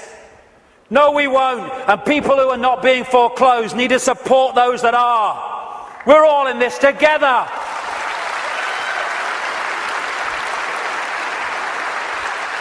Compulsory vaccinations. No, no, no.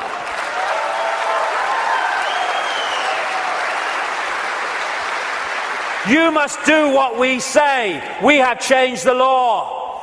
Not if you are imposing on my freedom and my rights to be a free citizen with a free voice. No, no, no. What are they going to do? They come out of Downing Street, whether it's Clegg and his mate bloody Cameron or it's bloody Obama or whoever it is in America, and they say, we've had a discussion and this is what we're going to do.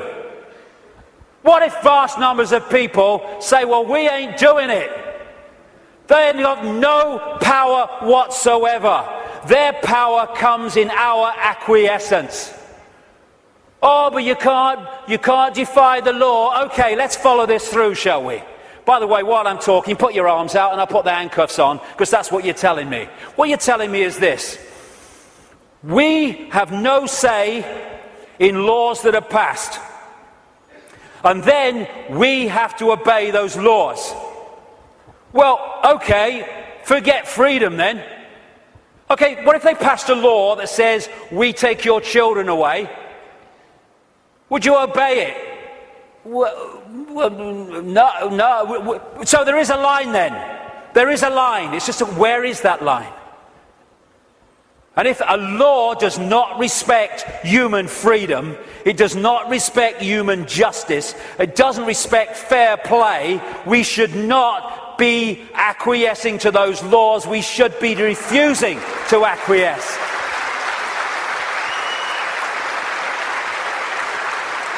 What we need is not compliance, we need a non-comply dance.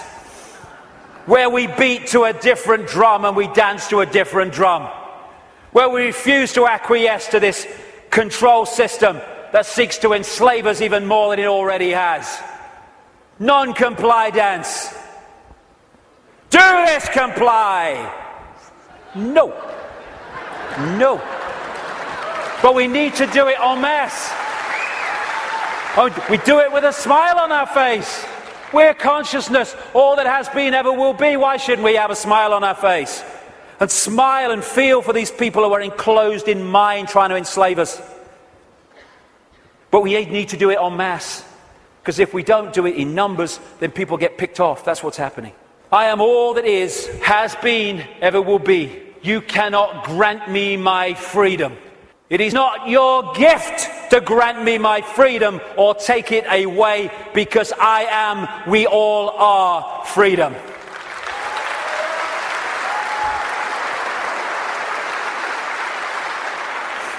Put another way,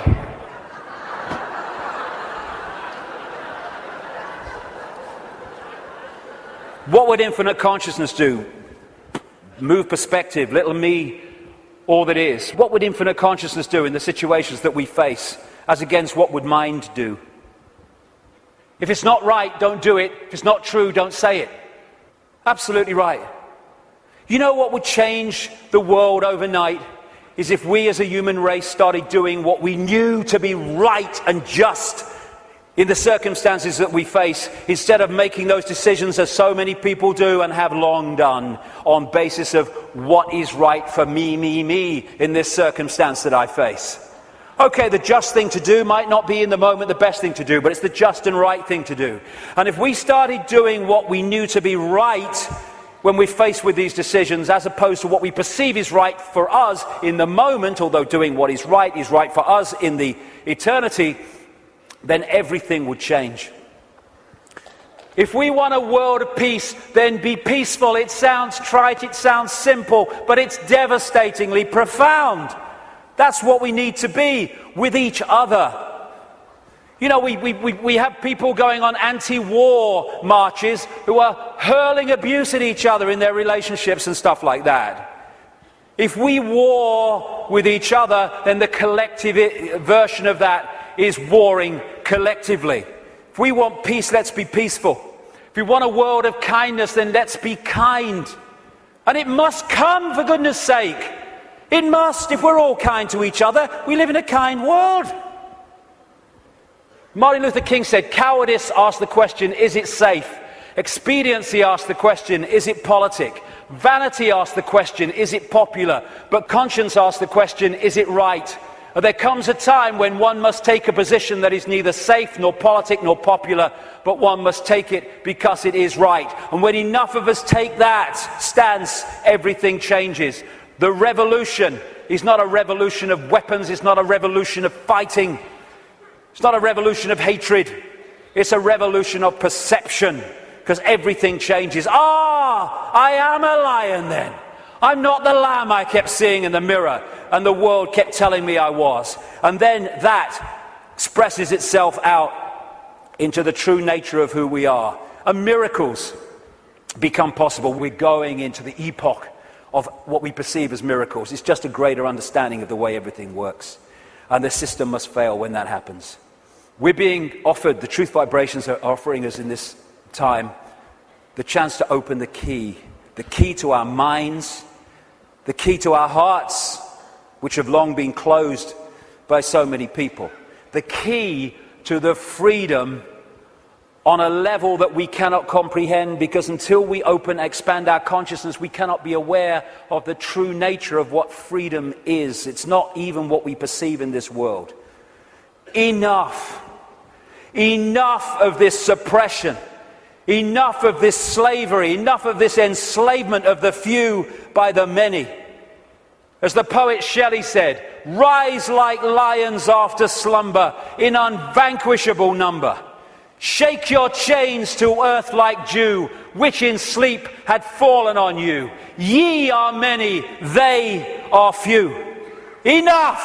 It's time to fly. It's time to fly. Thank you very much. Thank you. Thank you for coming. Thank you. Let's get on with it. Thank you. Thank you for coming. Thank you for coming. Thank you.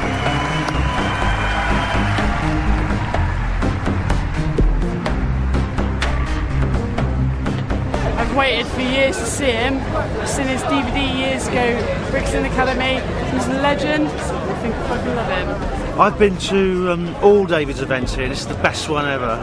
It's the most original, the most passionate, and it really is the greatest. I've never seen David so charged up. I've never seen him so full of stamina, so full of energy, and so there's so much inspiration in what he's said here tonight. He doesn't pretend to be a guru or anything like that, and he admits himself he's struggling with the same, things that we are, and I think that's why he's fantastic to listen to. All of it struck a chord. It's probably the same as everybody that's been there. Everybody's aware that, I don't know, that there's something going on.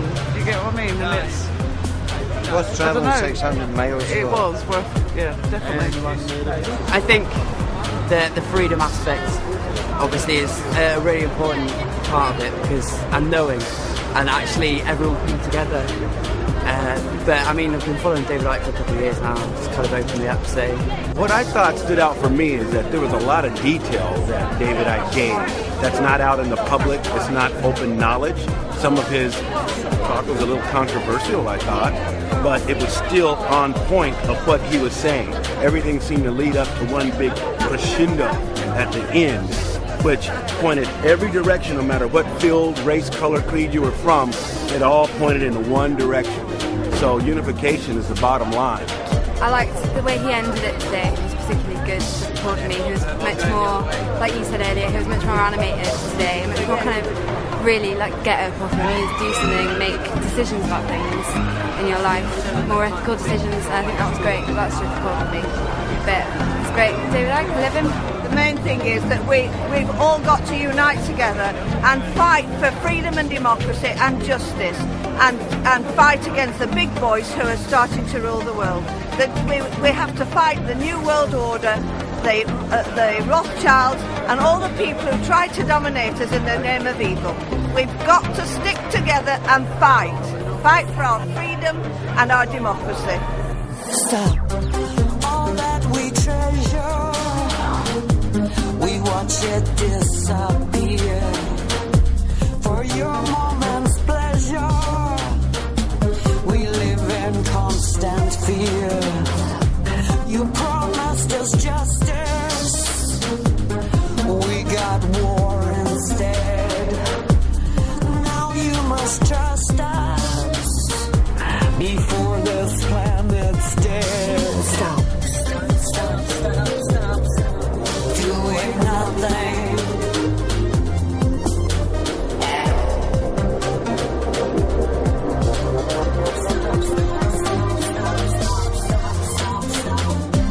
This world is amazing. It gives us everything we need, and it would be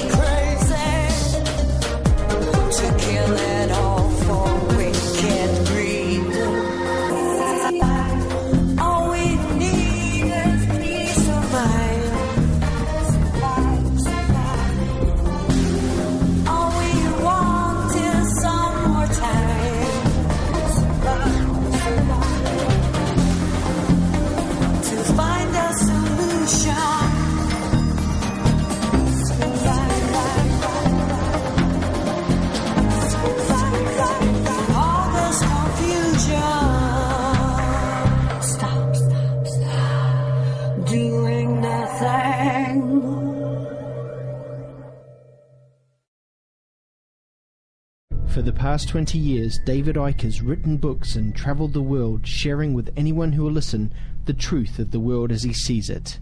The last 20 years has not just been about me writing books and doing talks, it's been about cleaning out the sense of limitation within myself. David has experienced more than most could imagine on this journey. They're laughing at you. They're not laughing with you. Fine.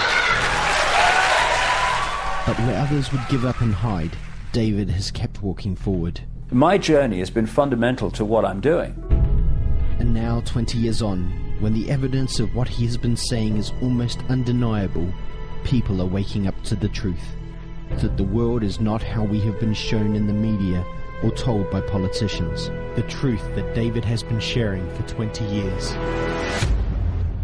David Icke, still crazy after all these years.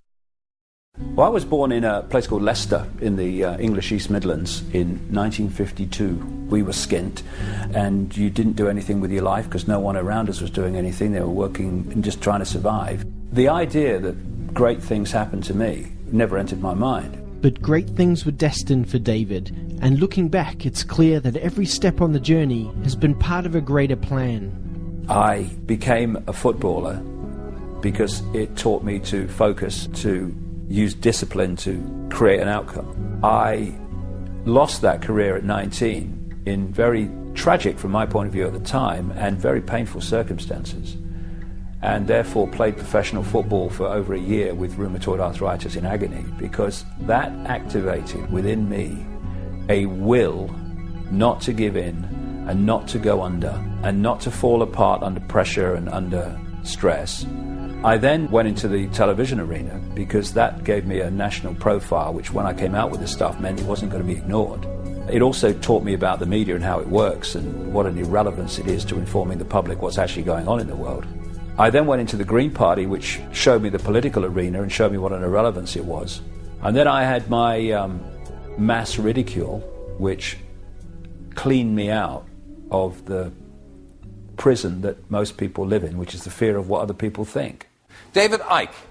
I was invited on because of all the furore going on with relation to truth vibrations when it was coming out. Let me get the story right. The press claim that you claim to be the Son of God. Mm-hmm.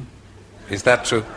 Yes, you see, the thing is that it's quite funny, really. You know, 2,000 years ago, had a guy called Jesus sat here and said these same things, you would still be laughing. It's really, really funny that we've not really moved on that much. What I was trying to say is that I knew that we are all one infinite consciousness, and that what we call David Icke and Ethel Jones are just different points of observation of that consciousness. If you take this one consciousness to be God, or use the term God, I don't, but if you want to, then we are all sons, daughters, if you want to be politically correct, of God. And he took the ridicule route, and within minutes the audience are laughing all throughout the interview, virtually.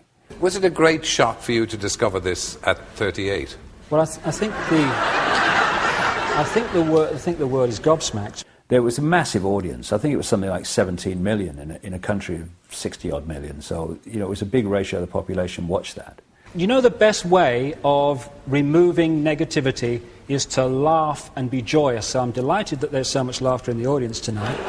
But just let me say this. They're laughing at you. They're not laughing with you. Fine. I look back at it with not affection, because it was a nightmare to experience, but I know that it was necessary, and I know that a lot has come as a result of it. When you survey the world today, you know, when a child dies in this world of preventable disease every 2 seconds, when the economic system of the world must destroy the earth simply for that system to survive, when you see all the wars and when you see all the pain and when you see all the suffering, is it a force of love and wisdom and tolerance that is in control of this planet? It was just crazy after that. The ridicule reached extraordinary levels. The comeback from the public, I could never quite understand. People just pointing at you, laughing at you, and I mean literally stopping and pointing, whole families pointing and laughing. When you face that scale of ridicule, you either go under or you say, I am me, I am free, and if you don't like it, we'll do the other thing, but this is me. And I chose to do the latter. And as a result of that, I let go of the fear of what people thought of me. I mean, we get emails all the time from people that apologise and say, I watched the Wogan show, I too laughed, but I'm not laughing anymore. One of the reasons that I have a lot of credibility with a lot of people now is because of things I said and wrote 15 years ago, which are now daily experience. If I had said 15 years ago, I can't say that because they'll laugh, they wouldn't have been said. And people would not now be saying, it's happening what that bloke said, and the credibility of that, which is the important part of it, not credibility for me, but credibility for the information, that then gets people to say, well, what else is he saying? It's not about prophecy. It's about uncovering what the agenda for the world is and then watching it unfold. It's knowing what the game plan is, and the idea is to expose the game plan so the more people are aware of it, the more we can intervene on it. We have got caught in a fake self-identity of believing we are the body. There is a calculated cabal that is systematically seeking to hold us in that illusory self-identity. And there is a vibrational change underway which is breaking up this fear-based, low vibrational state, and therefore the control system must fall. Challenges coming are enormous because the control system is going to be like a cornered rat. It's going to throw the kitchen sink and the plug. We're now entering a period where miracles become possible because they're not miracles, they're just a greater lack of limitation. That's all miracles are. If you want to make a difference in the world, then don't just be yourself, live yourself, and don't think of what will people think of me, because then you're not living your life, you're living theirs. What's all that about? I'm in a real good space 20 years on, because I can look back at all the real big challenges. I'm completely at peace with them. I know the challenges that have happened before, the ridicule, the rheumatoid arthritis, and the loss of my football career. I know they were all part of my journey. And not only are they part of the journey, they're a fundamental part of the journey. Because I'm not where I am today, doing what I am today, despite what has happened to me. I'm doing it because of what has happened to me, the things I liked and the things I didn't like. And I'm still there 20 years on, more determined than I've ever been. Because we're going to see some amazing changes in the world in the next few years. And some of them are going to seem to be catastrophic, but eventually they'll be seen to be the end of the prison and the start of the paradise. I can handle that.